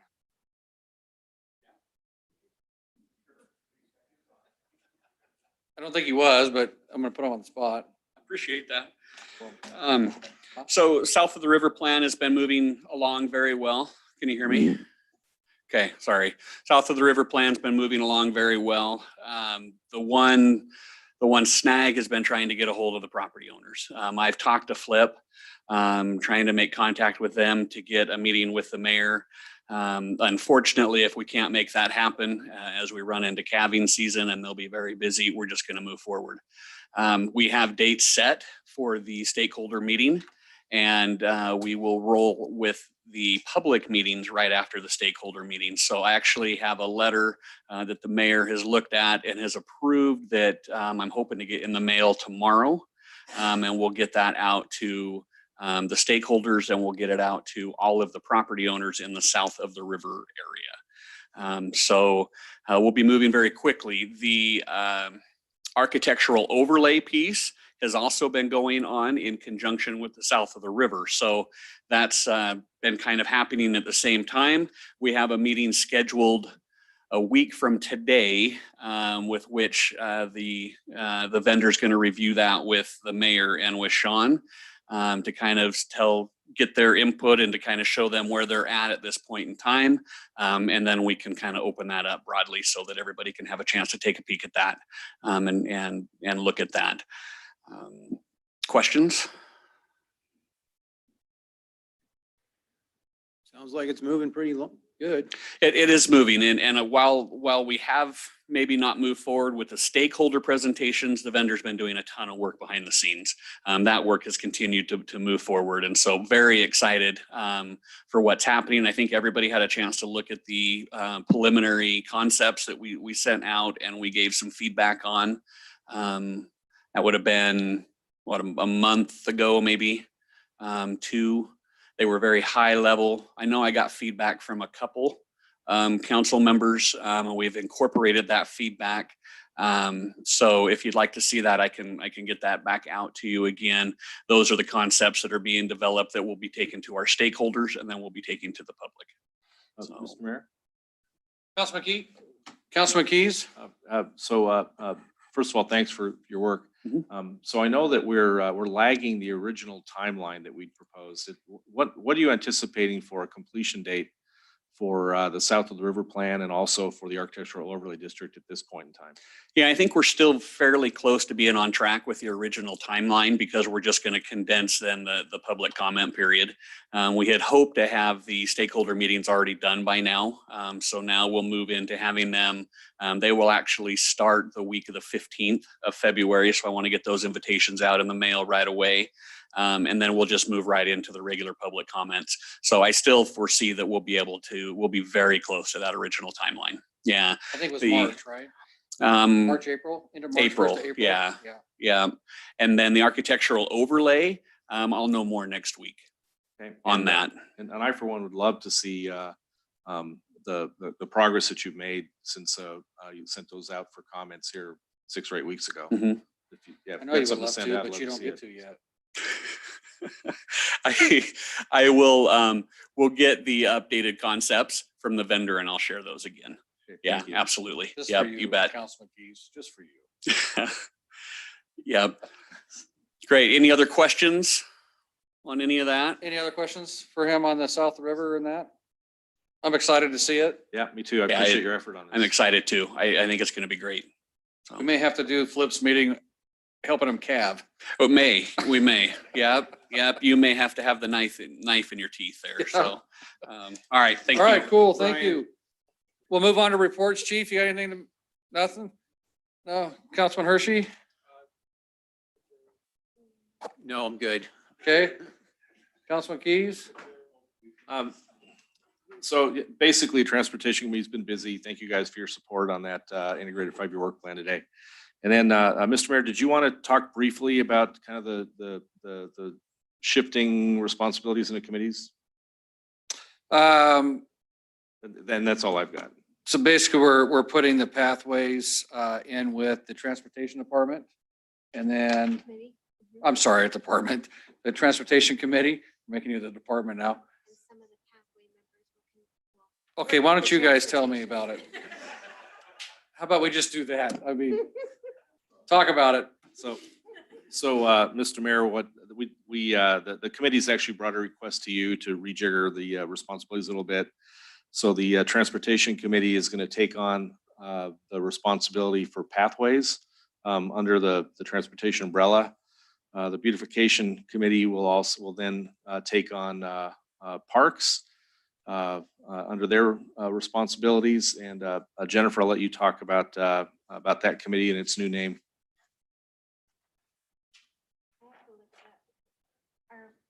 Our official name now will be the Parks, Art, and Beautification Committee.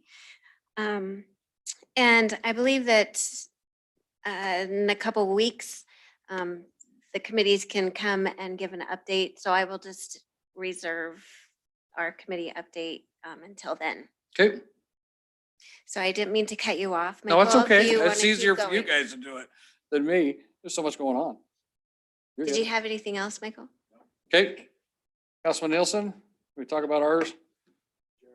Okay, he's adjourned, but on the economic side, we've been meeting with some other businesses. And actually have some drive-throughs that's gonna happen here pretty quick. So now that he's out of quarantine, we can actually do that, which is an amen. I will tell you guys, the River House is like a hit. We get so much, a lot of people that are wanting to use it for various functions and stuff like that. We are going to, I'm hoping on the 16th to have a approval of an ordinance for the fee structure for the River House for you guys to approve. We're gonna have a huge 4th of July fireworks thing that is starting to be planned. It's gonna be probably the biggest one in the valley. So I'm excited for that. We're gonna have a good time on that fireworks show. Okay. So with that, we're gonna adjourn because I know everybody wants to get out of here. Thank you.